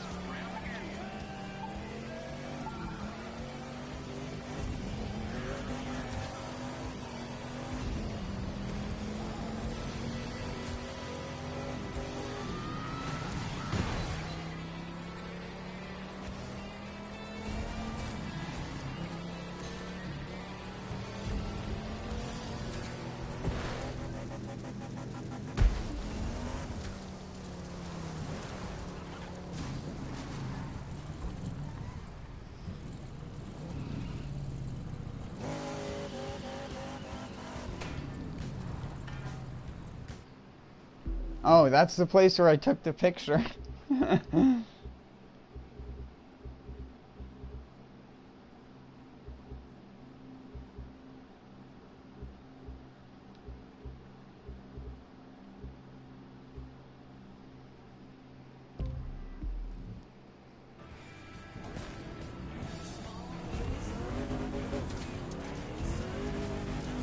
See, like I said, they use the same engine noise. They just changed some sort of filter that they put over it.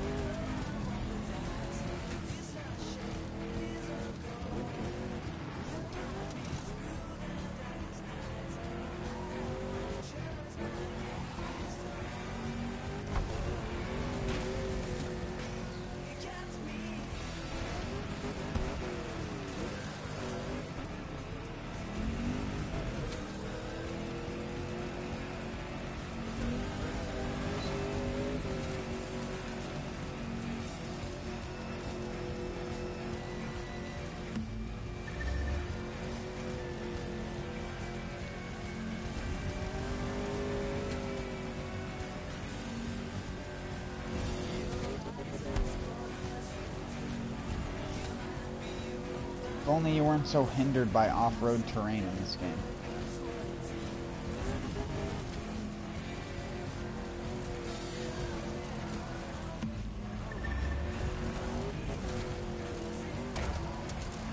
If they ever make custom races, a lot of my custom races will probably use rallycross cars.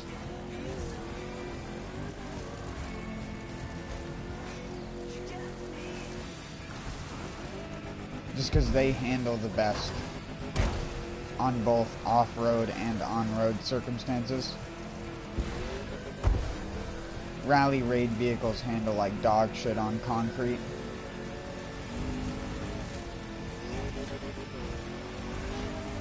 But they can go faster than the rally cross vehicles can off-road because of reasons. Because no matter what you do, and this is one of the things that I hate about the way that this game is set up. No matter what you do, even if you turn traction control all the way off, it's not like it's going to let your wheels spin at high RPM. You get up to a certain speed and it does not allow you to go any faster, as you can see right now. I cannot go above the 100-mile-per-hour mark. And I can only go above that when I'm going downhill. Because this is quote-unquote off-road. It doesn't spin the tires or anything, it just refuses to gain mile per hour. And in fact, it loses mile per hour if I jam the boost button.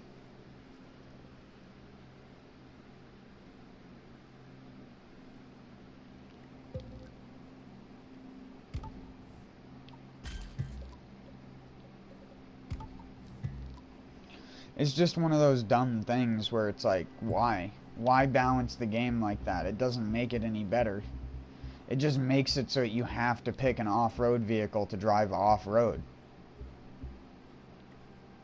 Which, a rallycross vehicle is an off-road vehicle in my eyes. It's just not a vehicle for deep mud. But not all off-road places are hard or soft-packed terrain. Some places you can just literally drive off the road in a car like that and you wouldn't have a problem driving around. But see, it's like you put on a rally raid vehicle and all of a sudden it's different. All of a sudden you can just fucking fly all over the place.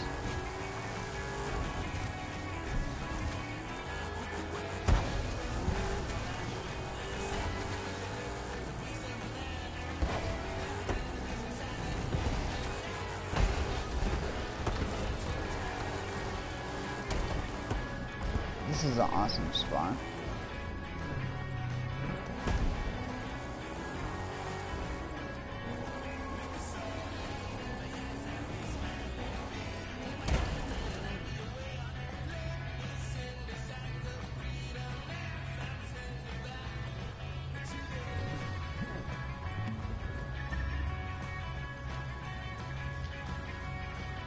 Are you for real right now? Can you really not?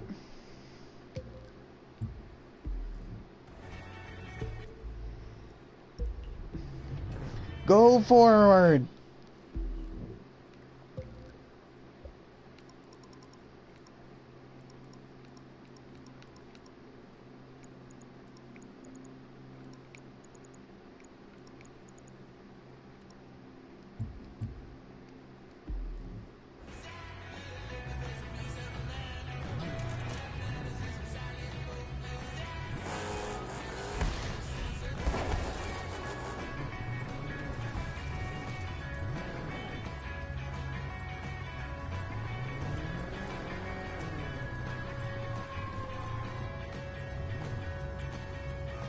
Okay, why can this thing not climb?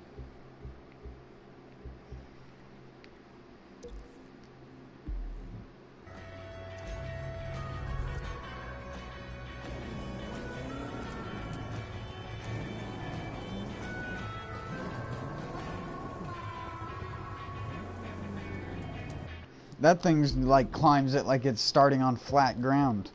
What do I have set different here?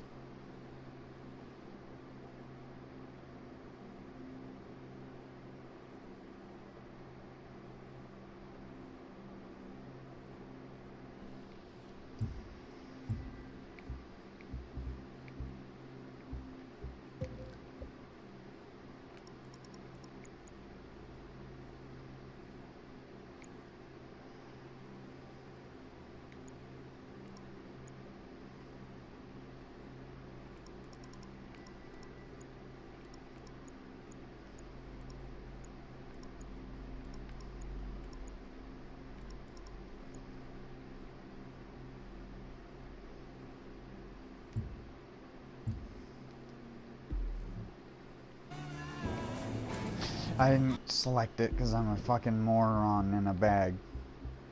I'm a bagged moron.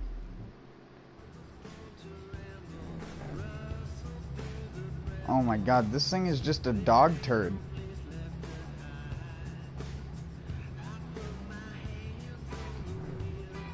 Car physics in video games be like...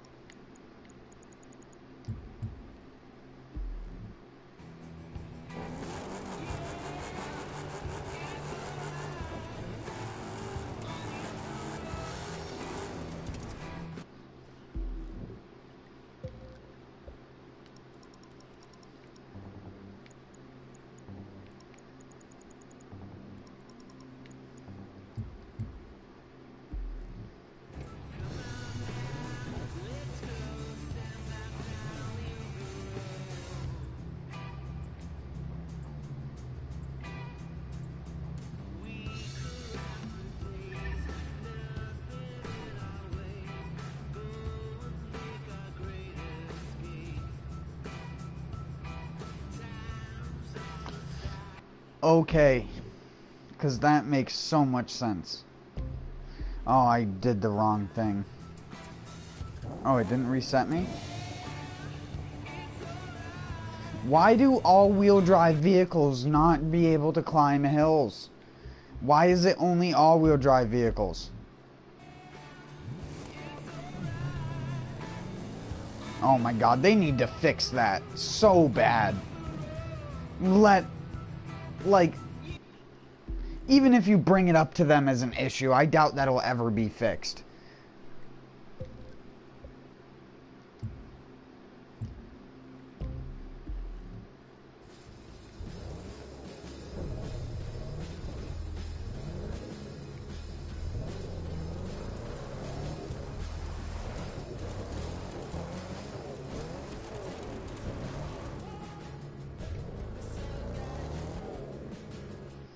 What the fuck? That one can do it just fine now.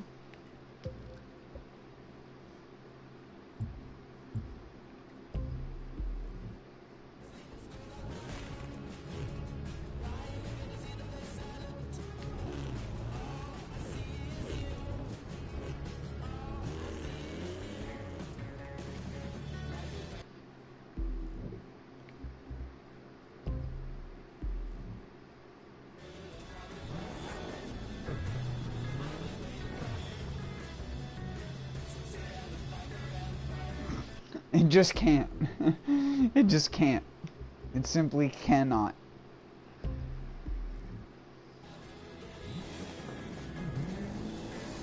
All the other vehicles can. That cannot.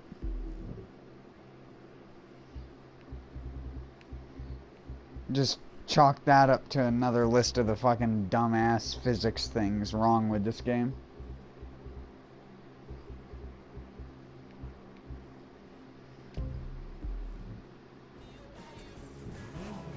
Let's try annoying dog car. Holy... Go fast enough in reverse, you think? You put enough gear in that rear gear? It's like a Tesla in backward. Tesla in reverse.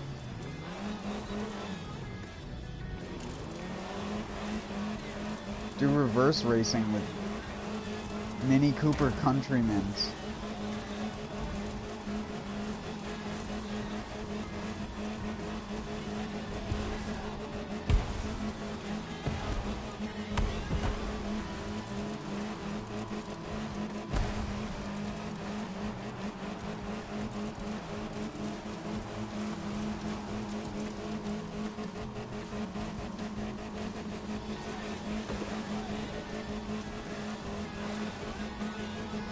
I'd do it.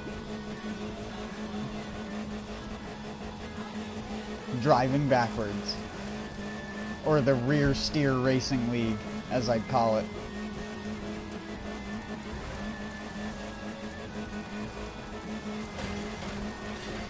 You'd be amazed. Some people aren't, they just don't possess the ability to drive rear steer.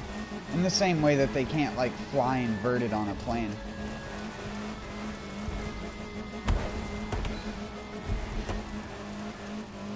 Whoa.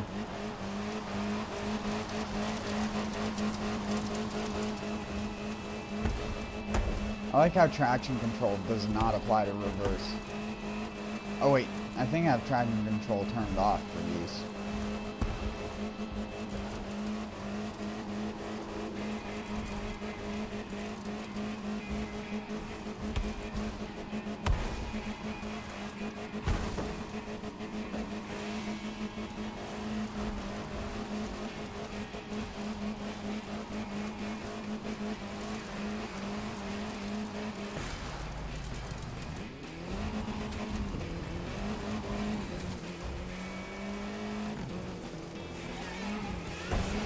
See, as soon as it hits that 95-mile-an-hour mark, it just won't go any faster until I hit concrete.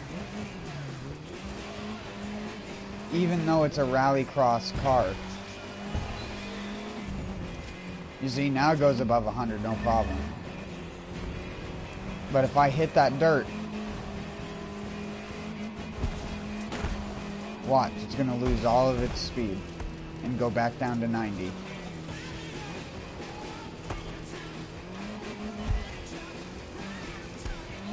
But then if I come over here,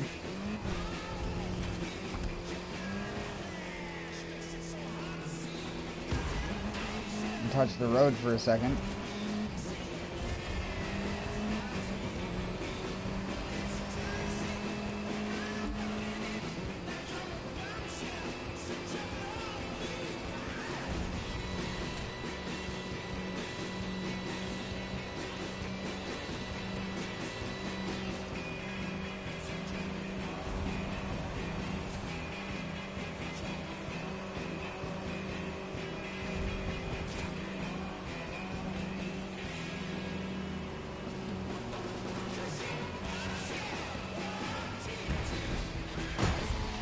okay. Yep, Mini Coopers don't wreck when that happens.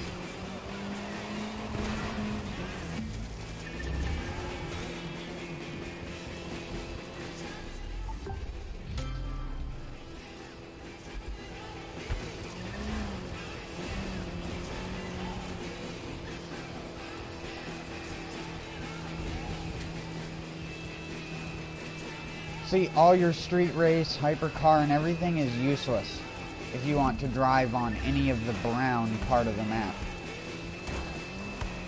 Because you're just going to be going this slow the entire time if it's not specifically a rally raid vehicle.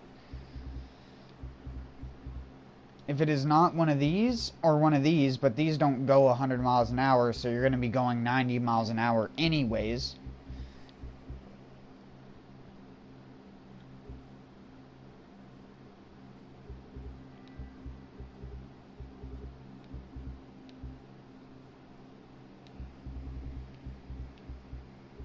Drift cars, weirdly enough, drive okay off-road.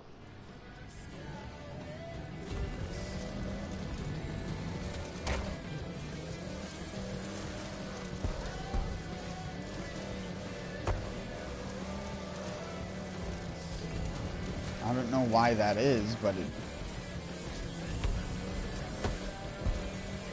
it's a thing.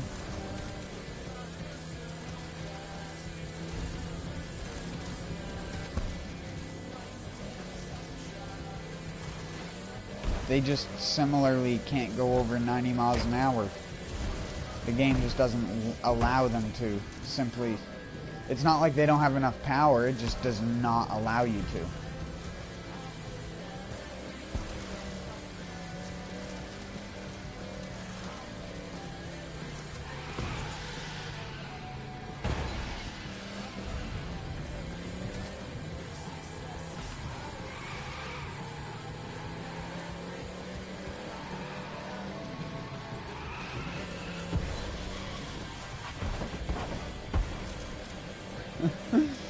I love the physics in this game.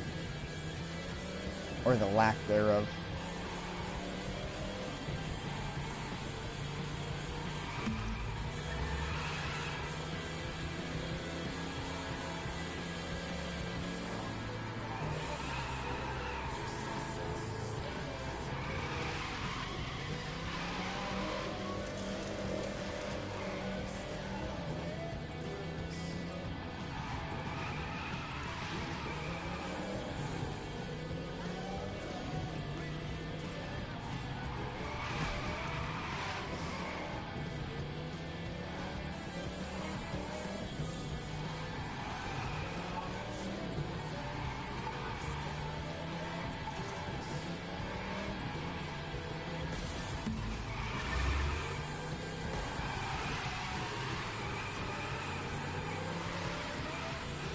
Oh my god, that would be a place to make a fucking hard drift map.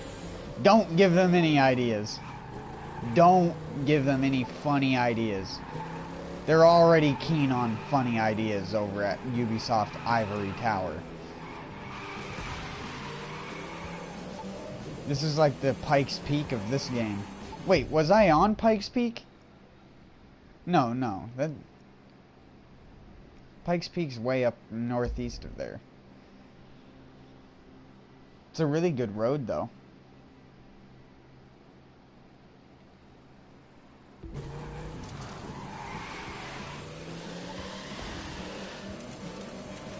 Hold on, let's try going up it.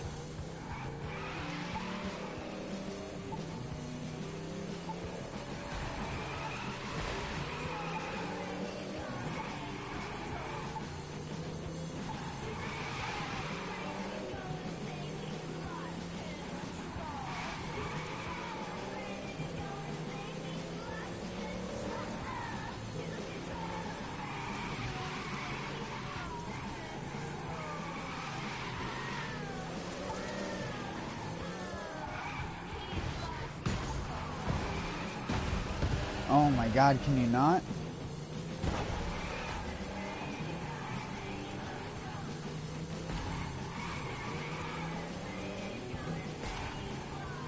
How am I supposed to drift a land canoe if there are other land canoes on the road?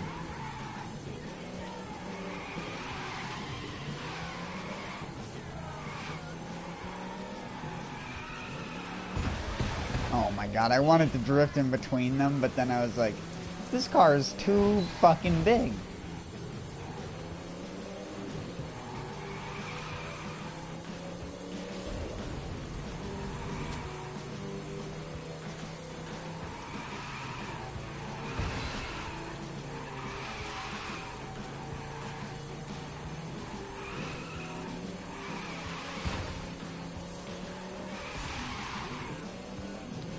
I love how you can do that with drift cars in this game. Just hit the brake and turn the opposite direction and you can always come out of no matter how bad the angle is, you can always come out of your drift by doing that. You could be sideways like this and just brake and turn right. There you go. Magically out of your drift. There you go. That's how easy driving a car is. Anytime you're about to slide, you just slam on the brakes and turn the direction that you're sliding. I mean, you do turn the direction that you're sliding in real life, obviously, but if you slam on the brakes, you're just going to slide even more. Unless your car has really, really good anti-lock brake system in it.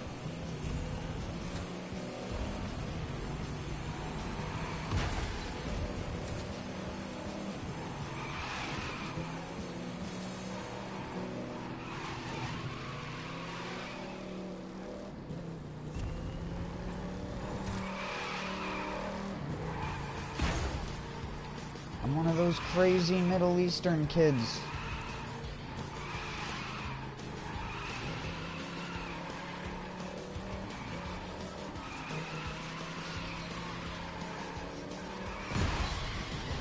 You asshole.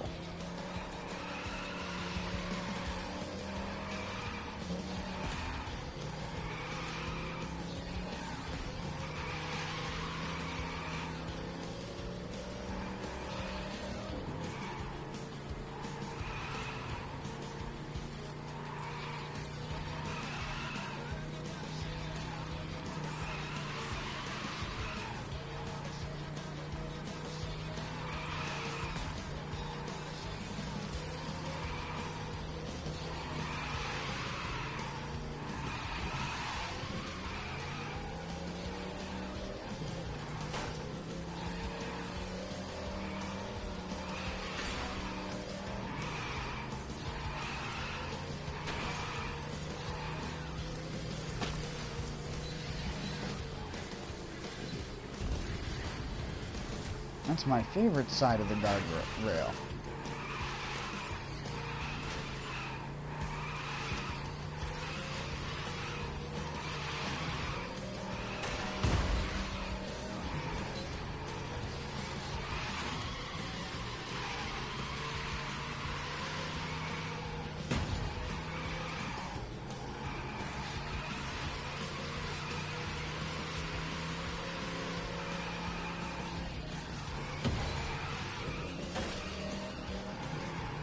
couldn't snap back to reality because there was a guy in the path where my car would have snapped back to reality.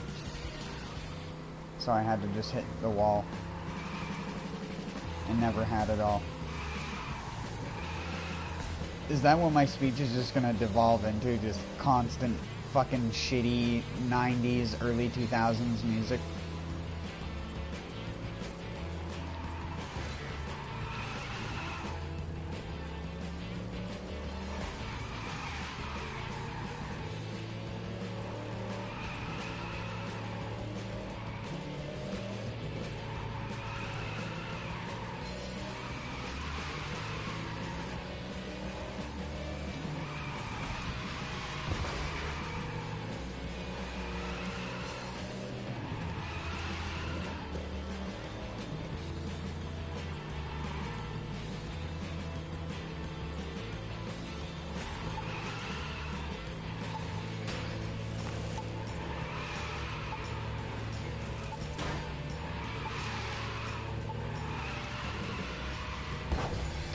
Slow down enough for that.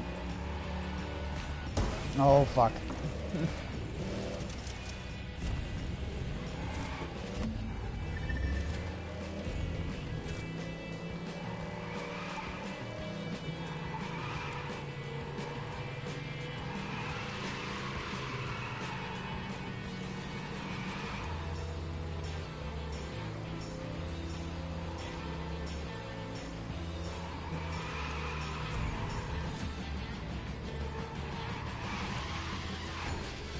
Fuck, that was an opportunity to do a really nice drift and I braked way too late.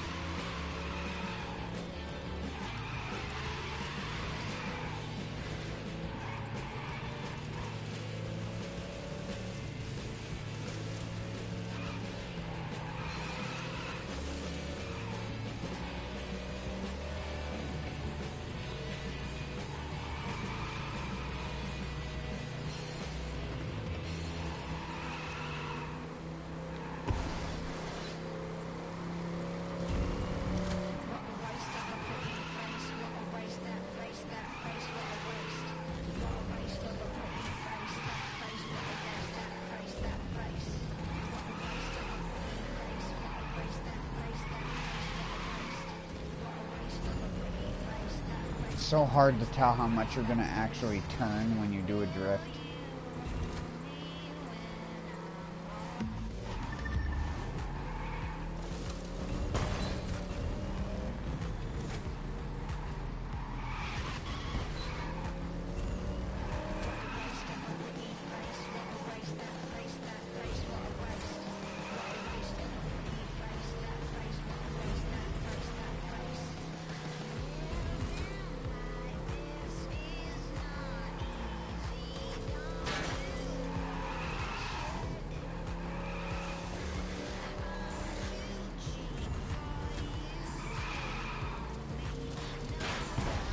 Damn it.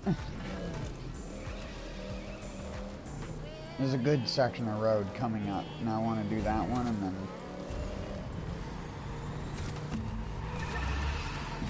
I'm going to go out for a smoke and get back to doing actual racing.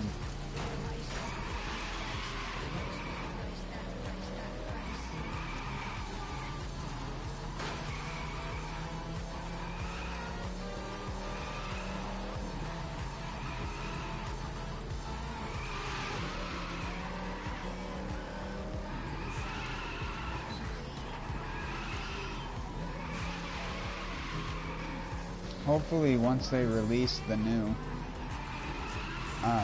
stuff and eventually give us the ability to do custom events,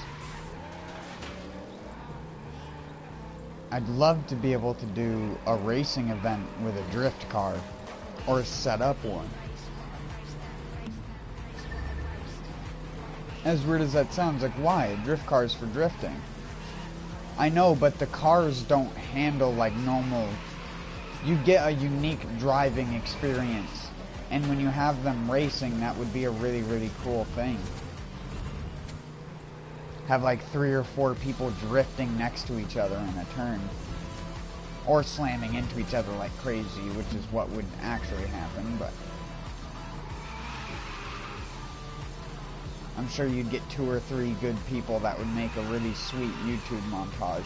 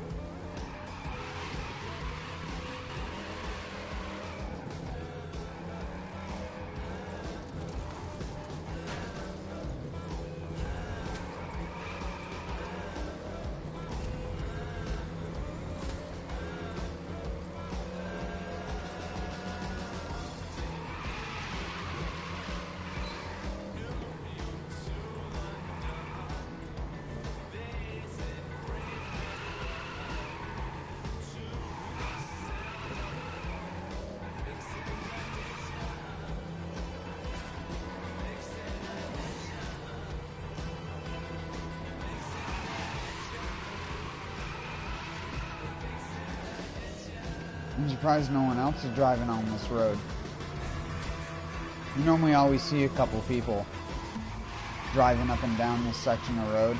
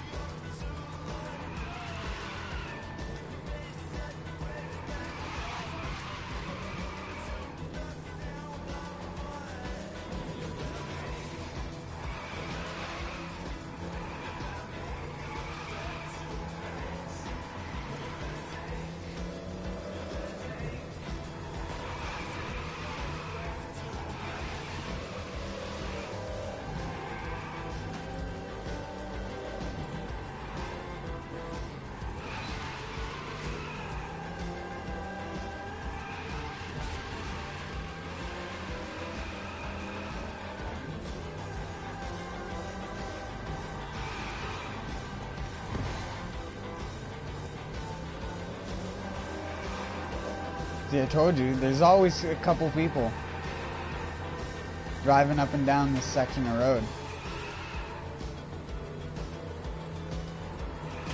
They're probably in a party and like, what the fuck, did you just see that guy drift around that corner like that?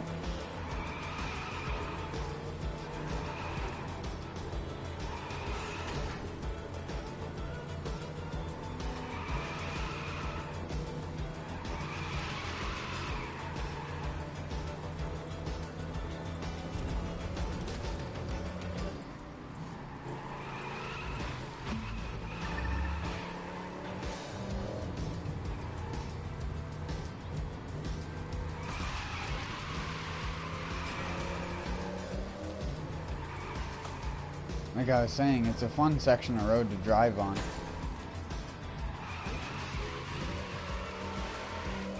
Oh no, too much throttle.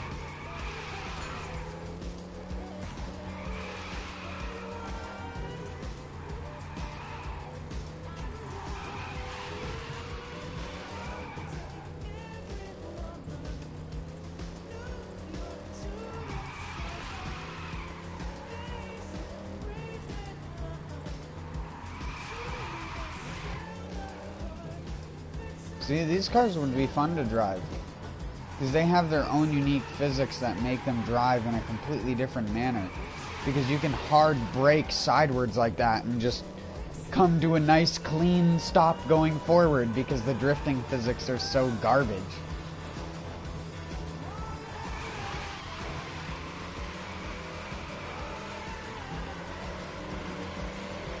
Wow, that's like the nicest drift I've ever done in this game.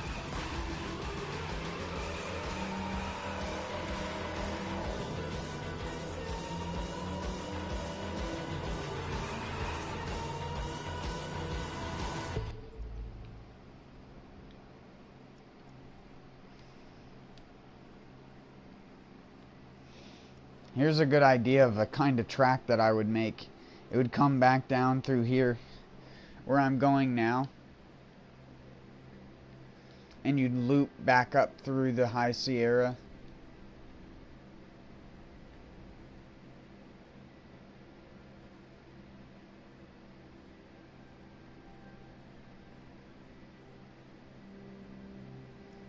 But then again, I might have... Because I think that's dirt road. Yeah. That's dirt road.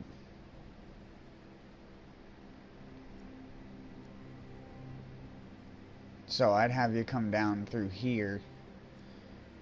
Onto this. Up through here. And then you'd come down over where this is. Down this little section. And come back up through here. There's a lot of good turns in this section that I like because they're different. You have a lot of these bullshits all over the place in this game, which are like what I call the lazy man's way of putting turns down. Because if you look at a lot of roads in real life, they don't have those kinds of perfect turns like that. They're a lot more uneven, sort of like this one. Up here. But even that's like so perfect. That's not...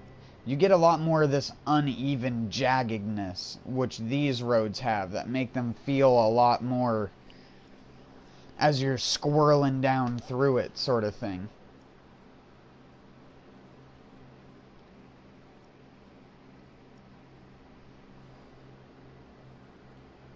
I don't know, that's a good... It's a missed opportunity for races. Considering they have street races in this game, but none of them are like actually good, and the only one that sort of touches on this style of stuff is the Red Rock Run. And the Red Rock Run actually uses some of this in its track, if I remember correctly. Hold on. Yeah. See? That is part of that track.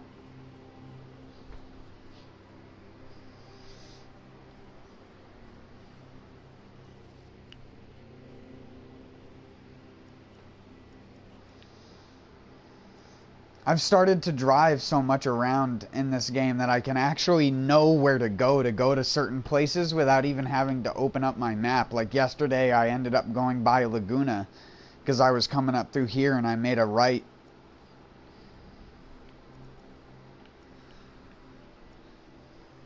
It's gotten to the point where I unintentionally know where to go, is what I mean.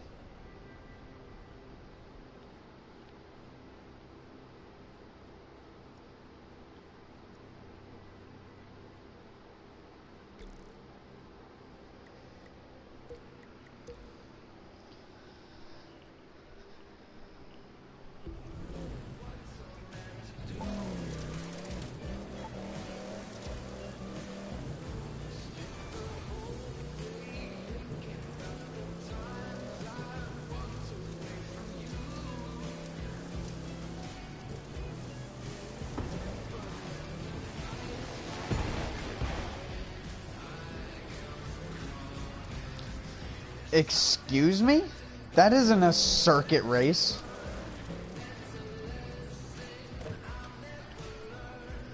What the fuck? That isn't a circuit race. Where the hell did they come from?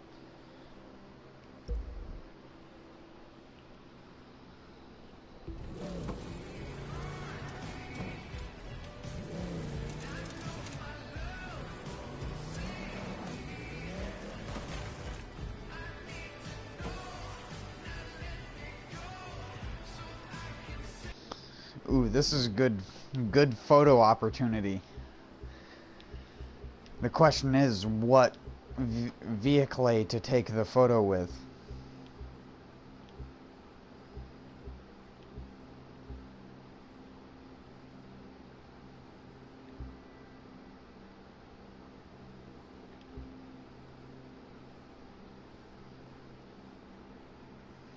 Good Smile Racing. Sure.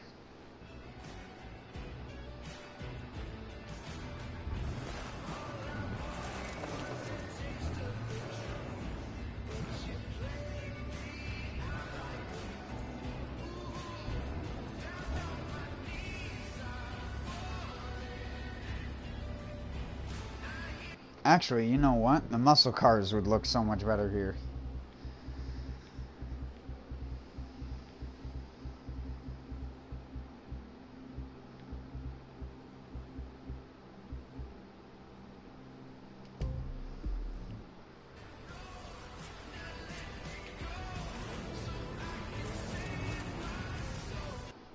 Different one. You know what? Let's go Joker. The Joker.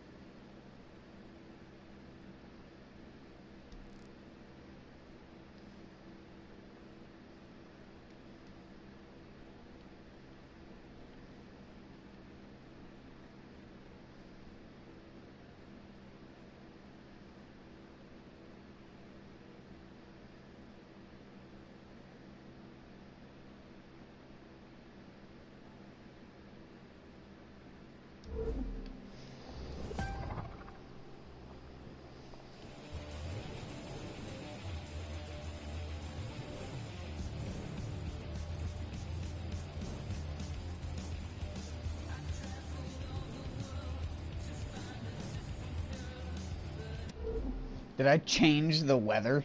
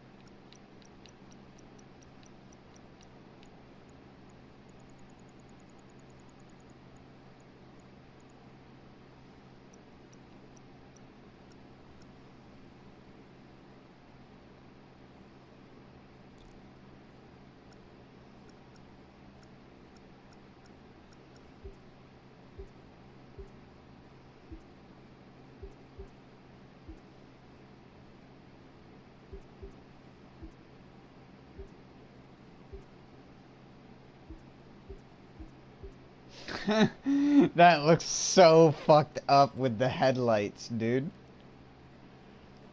Wow.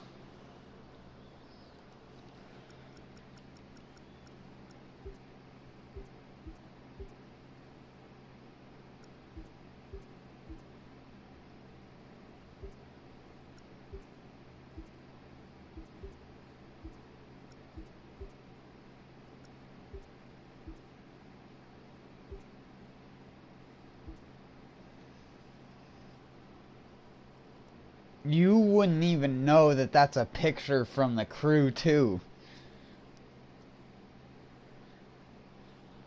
If you just showed that to a random person, even people who played this game, I'm sure they wouldn't even be able to tell.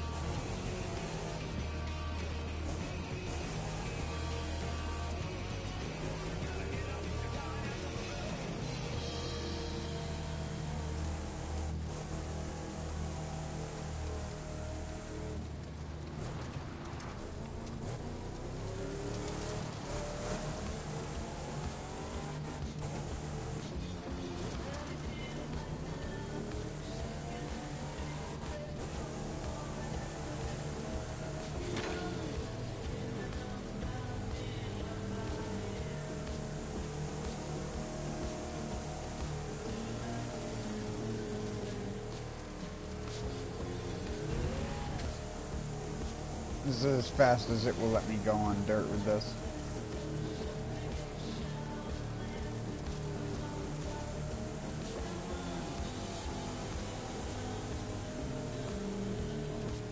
Even though it could easily go much faster.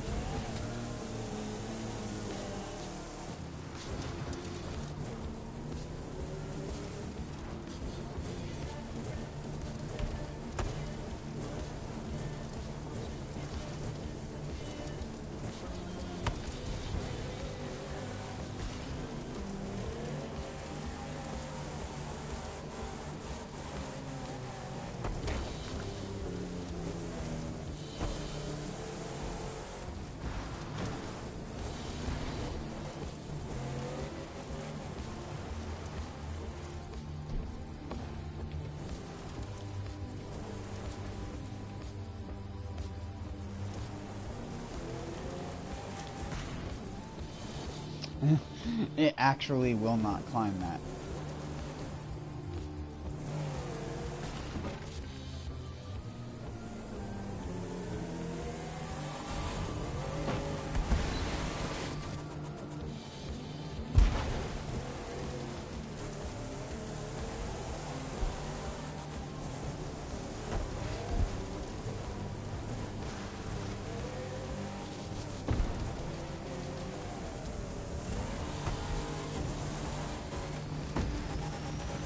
Ruining my perfectly good white walls. How could you ruin my white walls?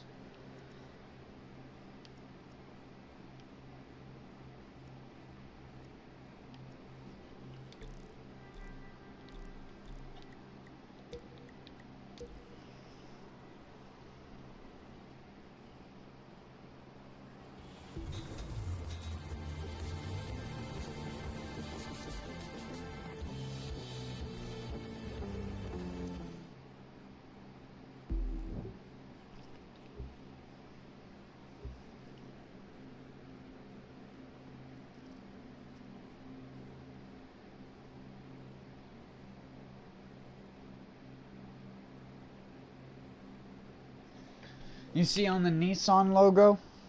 You see how there's the little black half circles?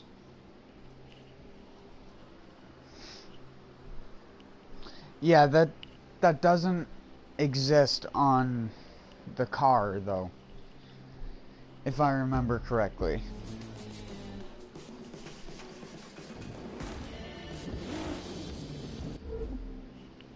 Actually, I don't know if they're the body color or not on the real cars, but I do know the one on the GTR is fucked up. The one on this one actually seems fine.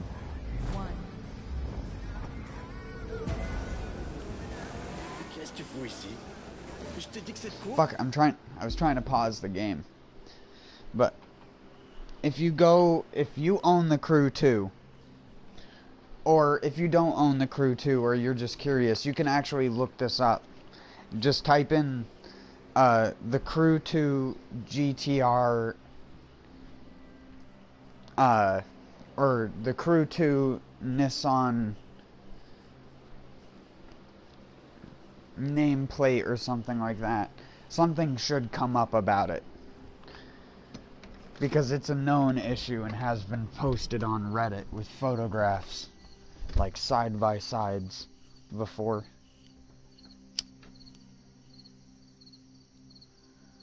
What the fuck is with all these gnats? Frickin' fungus gnats. Got a lot of fungus. There isn't a lot of fungus.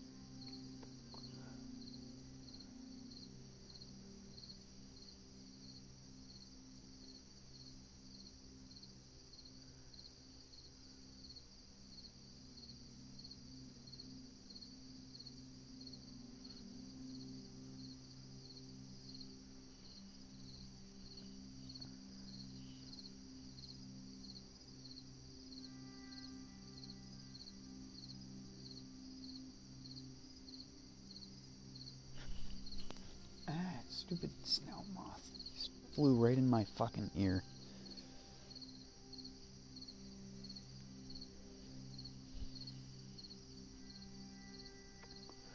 You know what? I'm gonna feed you to my spiders for that. You land and I'm grabbing you.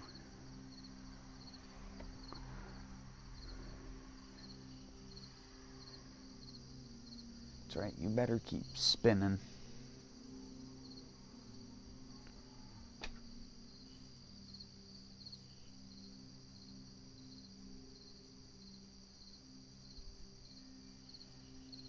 Oh, you landed. Your biggest mistake.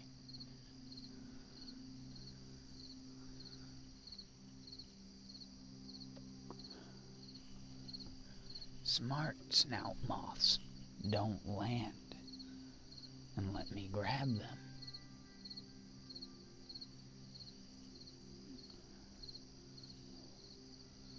Dumbo moth.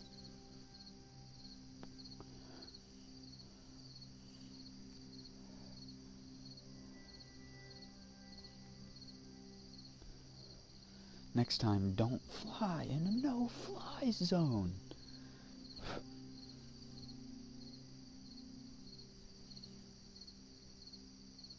Spider food. You like becoming spider food, bud?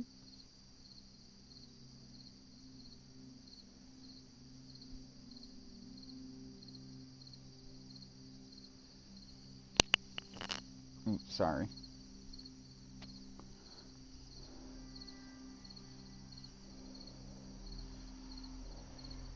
Spider food. Pure protein.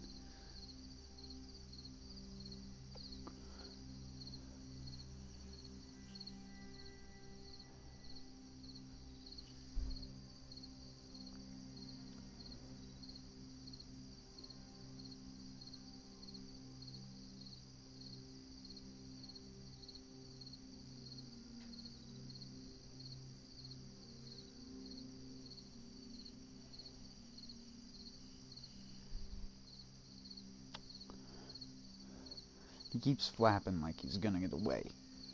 You're not getting away.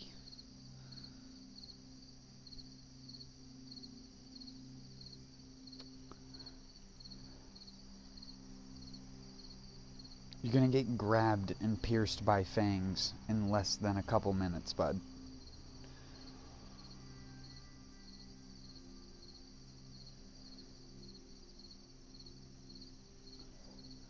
You can waste all your energy on me or conserve it for escaping the spider.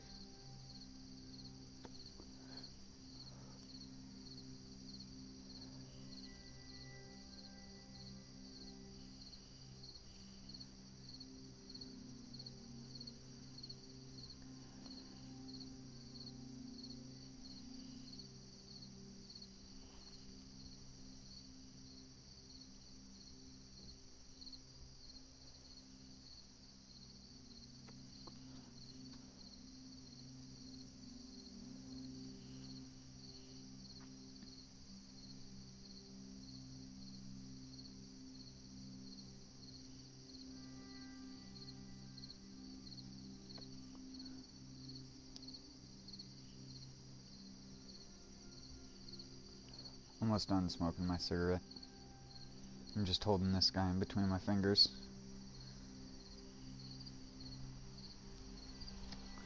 Snout moth.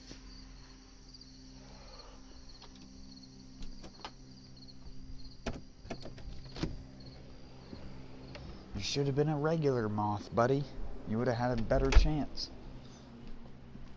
Snout moths, though, are dumb as hell.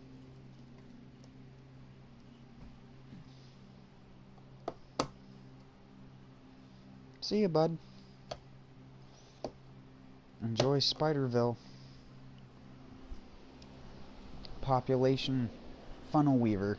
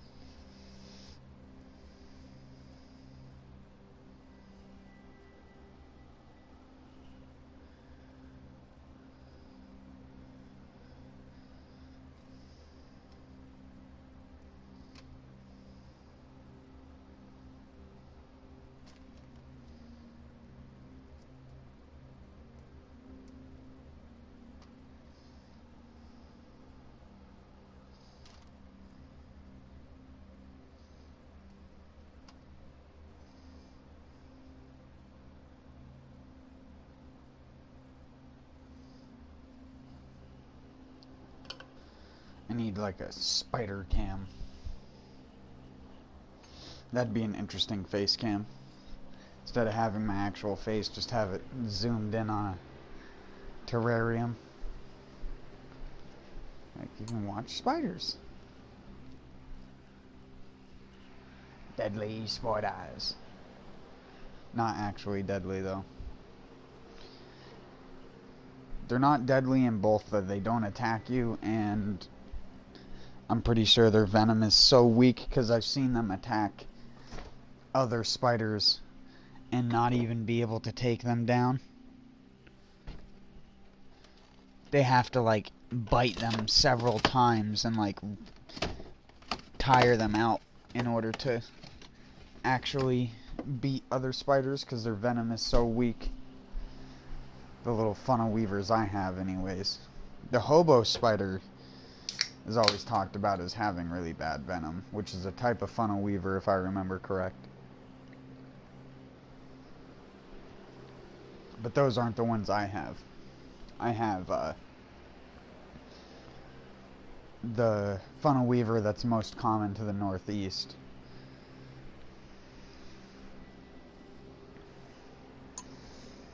Little fat bodied ones.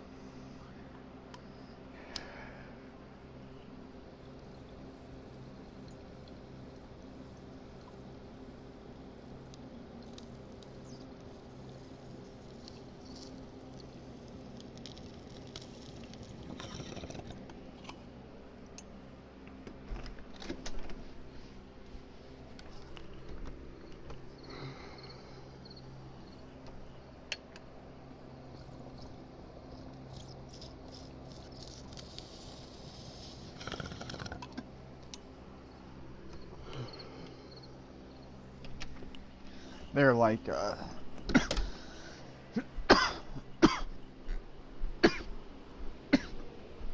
tarantulas, where their venom's so weak that most of the time when they grab prey and start eating it, it's still alive while it's dying, because their digestive enzymes also aren't that strong. So it takes them a long time to actually break down.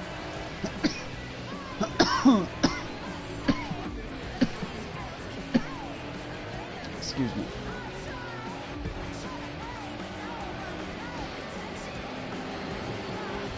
Ok. Si tu tiens tellement à faire la course, on va faire la course. S'il pilotait aussi bien qu'il sait l'ouvrir, c'est clair que t'aurais aucune chance de le battre.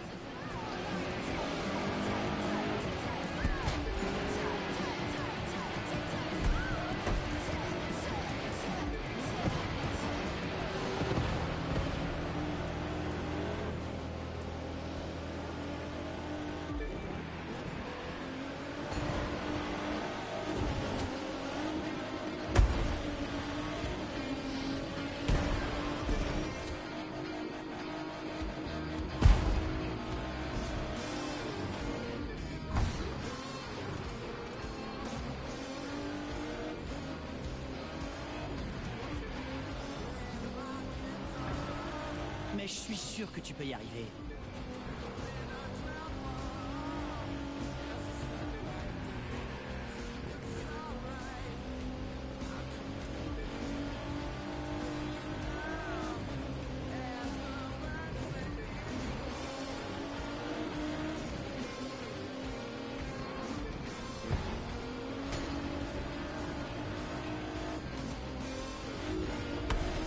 Tu crois vraiment que tu peux me battre?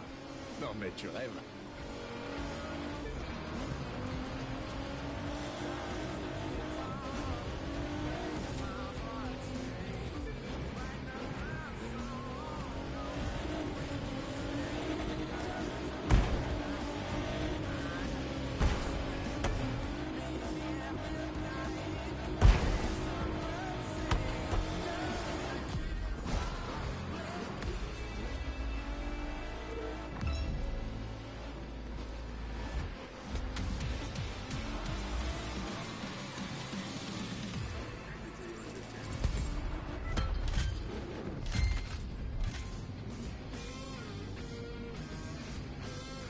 Mais pour...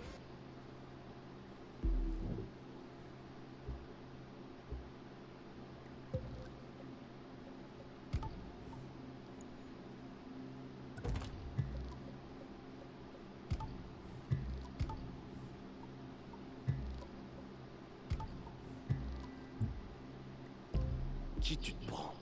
C'est moi qui te fais la gagner cette course, ok? Moi. Va falloir que tu comprennes comment notre relation marche. Parce que pour l'instant, elle marche pas. Pas pour moi en tout cas. The French voices have a lot more conviction than the American voices.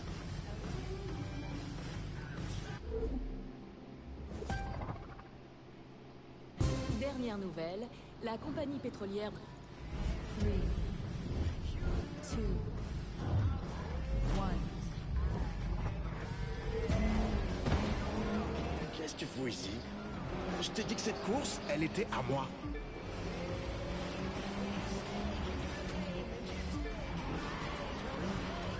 Of course, I'd have to talk to a person who actually spoke French. They could be like, oh yeah, those guys are so overacting it and shit if they're doing it like they were Si in tu tiens English. tellement à faire la course, on va faire la course. S'il pilotait aussi bien qu'il sait l'ouvrir, c'est clair que t'aurais aucune chance de le battre. Because, like, the French hero doesn't sound nearly as annoying or stereotypical as the English hero does. There's no way you can beat him.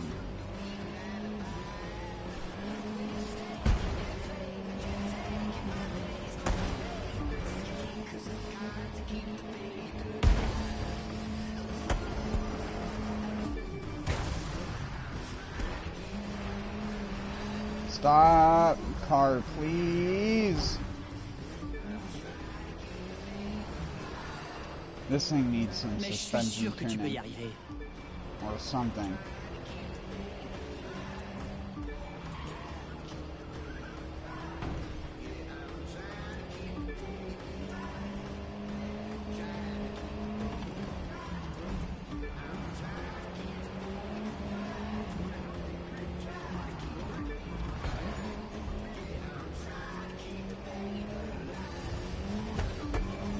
Tu crois vraiment que tu peux me battre?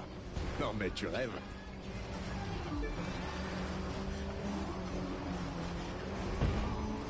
God damn it.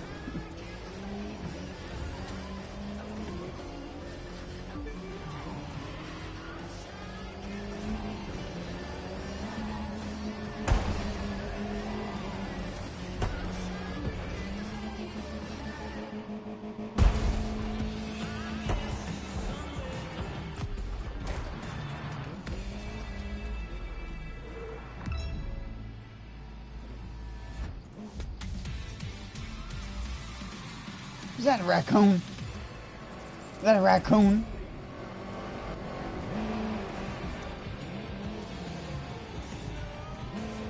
Eh, mais pour qui tu te prends? C'est moi qui te fais la gagner cette course, ok? Moi. Va falloir que tu comprennes comment notre relation marche. Parce que pour l'instant, elle marche pas. Pas pour moi en tout cas.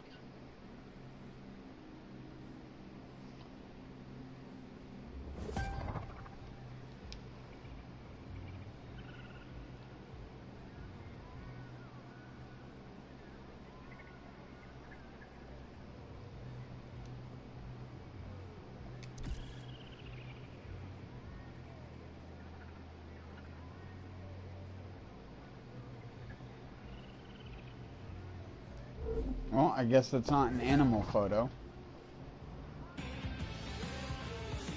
So much for that.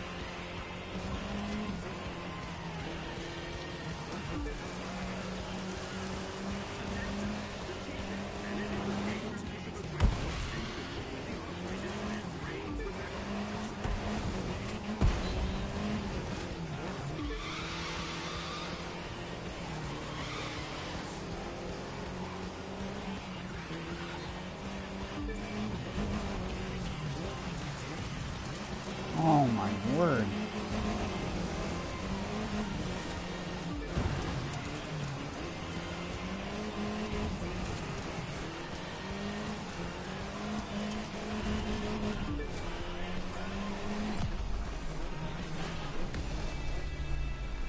I need to turn traction control on a little bit.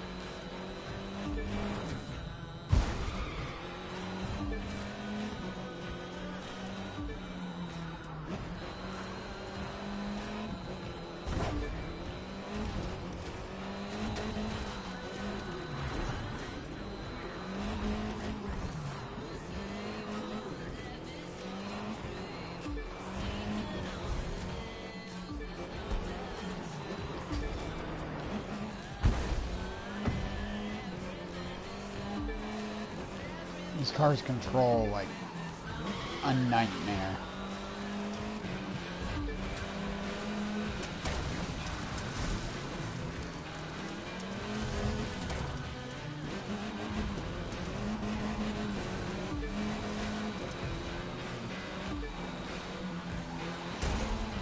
God, why doesn't it turn there? It turns everywhere else just fine.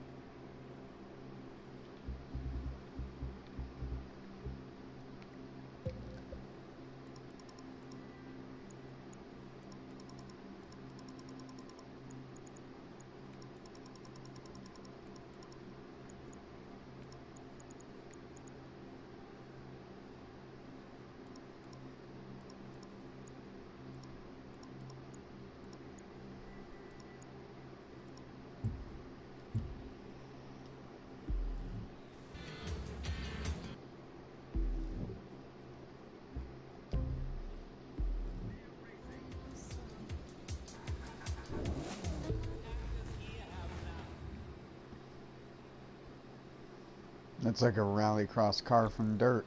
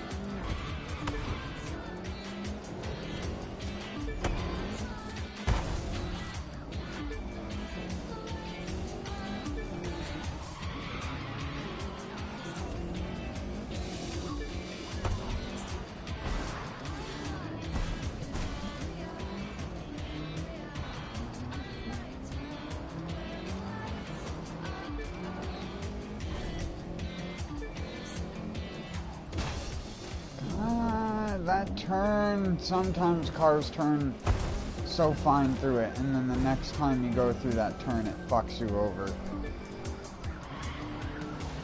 Overconfidence is a slow and insidious killer.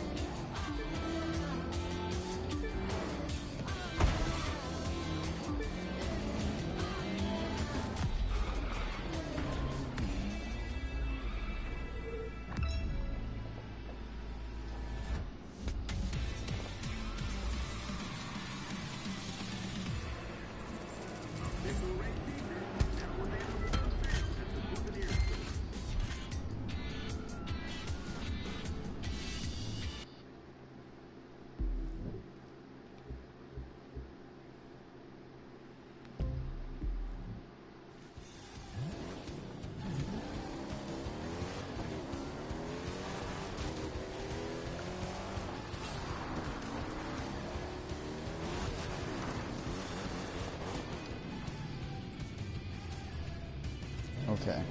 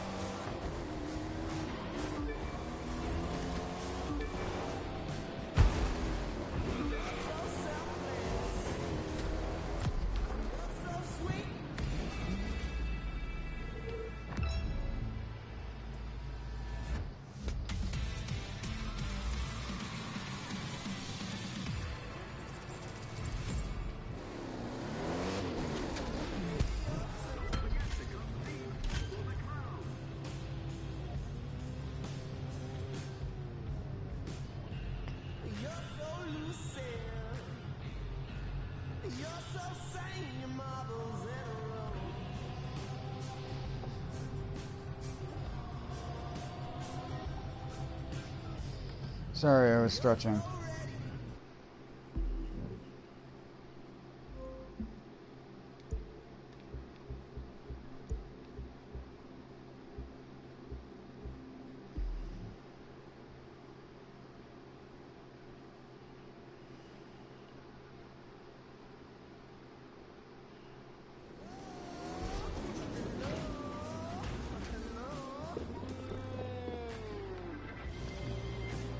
For those One Piece fans.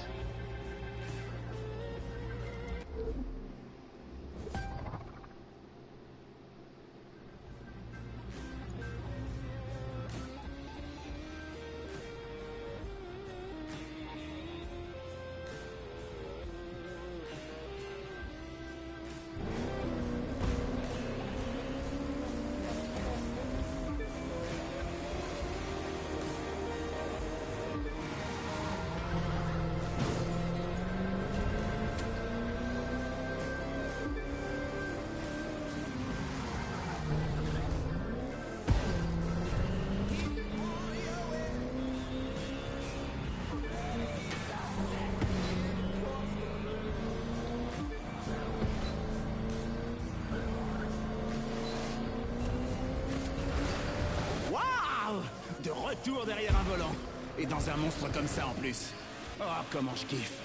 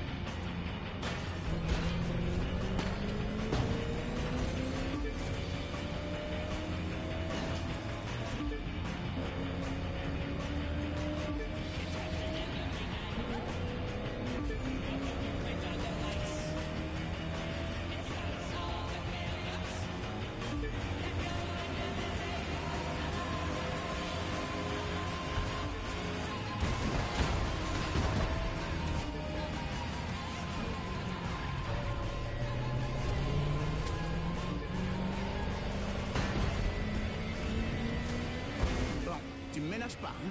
Je me débrouille, surtout contre toi.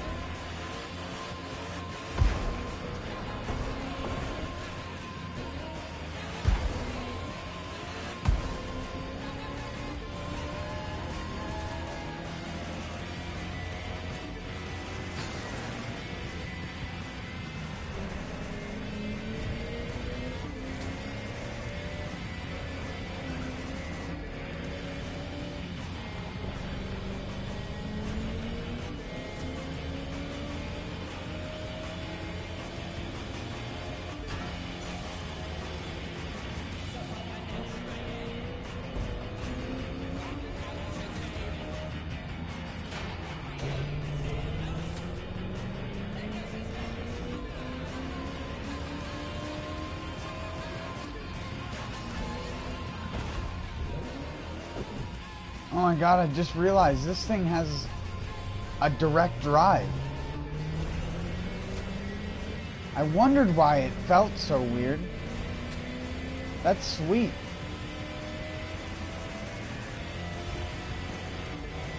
Ça m'a tellement manqué la course.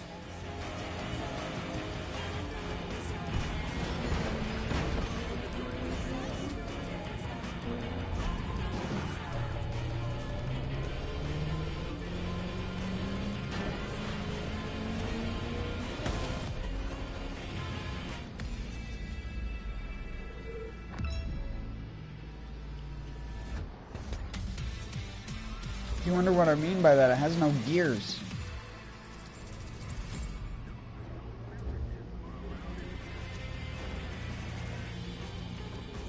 Je sais pas comment on a fait, mais on a réussi. La Trail est super content de sa caisse. Et s'il est content, moi aussi. Qu'est-ce qu'on pourrait demander de plus? Ah ouais.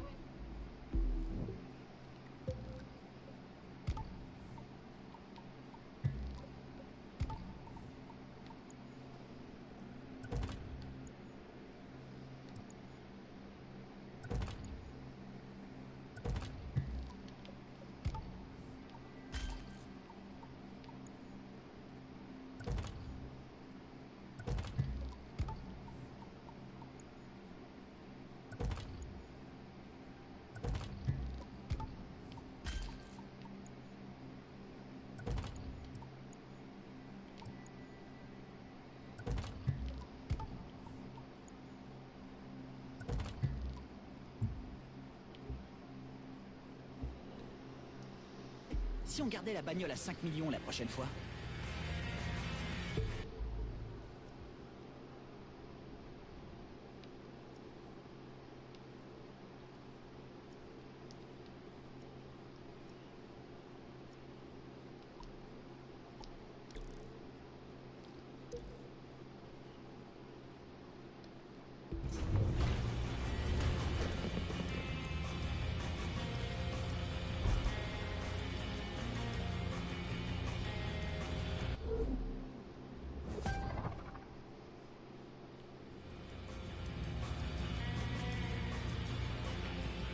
Est-ce que c'est bien ce que je crois? Ouais, et...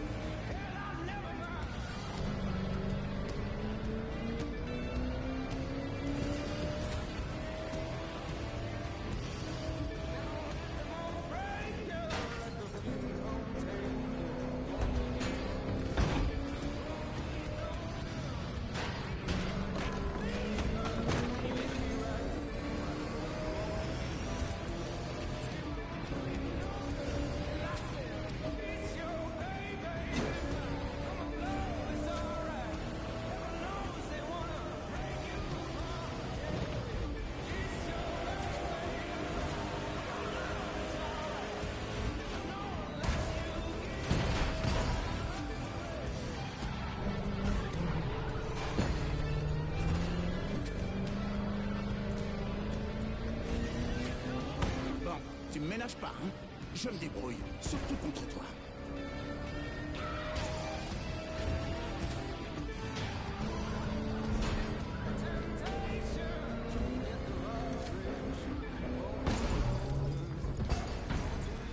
Fuck. I want to put a good time down, but shit keeps fucking me up. I should have restarted it the second the jump fucked me the first lap.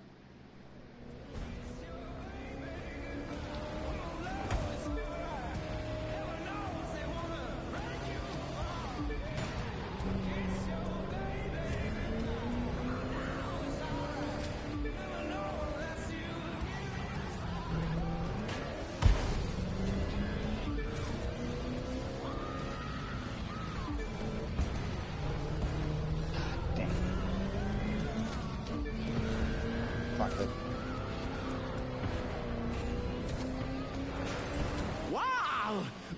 tour derrière un volant. Et dans un monstre comme ça en plus.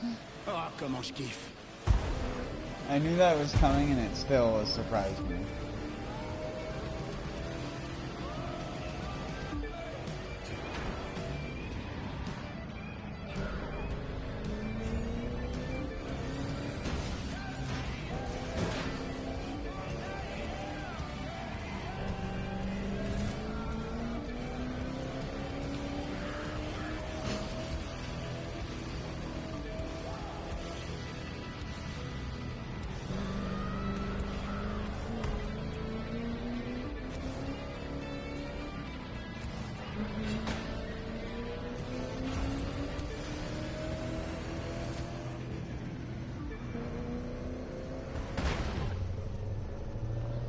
It's so touchy, man.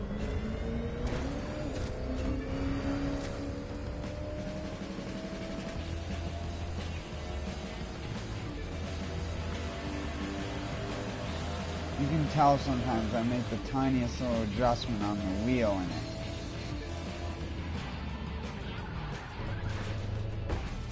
Oh my damn it.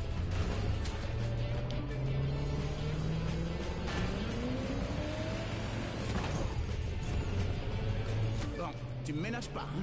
Je me débrouille, surtout contre toi.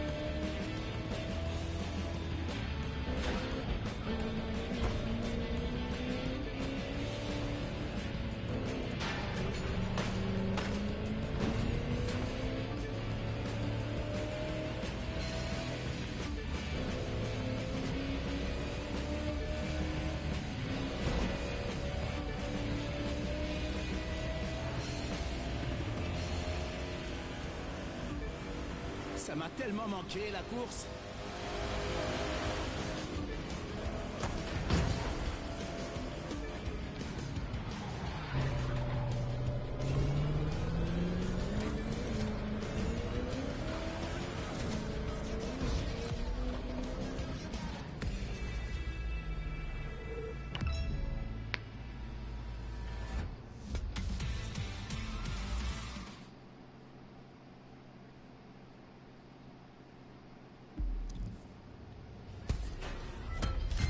Je sais pas comment on a fait.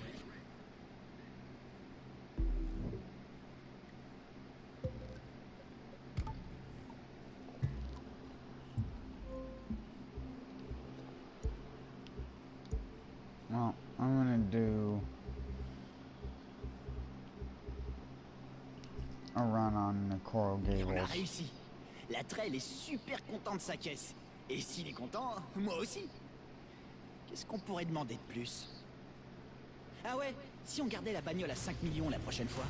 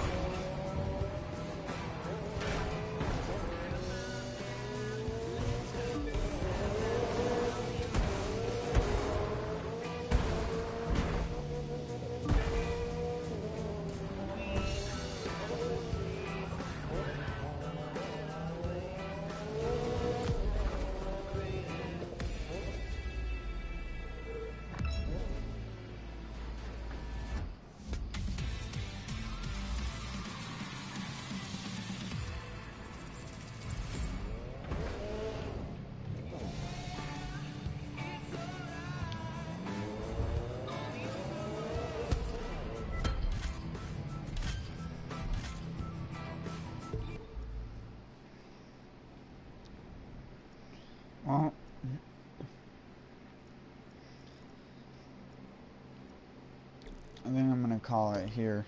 I just want to grab the excess items in my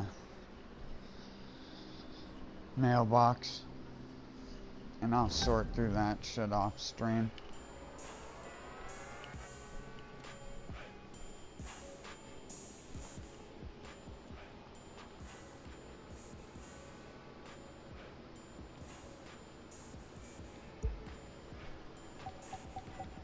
Oh, it's not nearly as much as I thought it was gonna be. Oh, I'll see everyone next time. Peace out.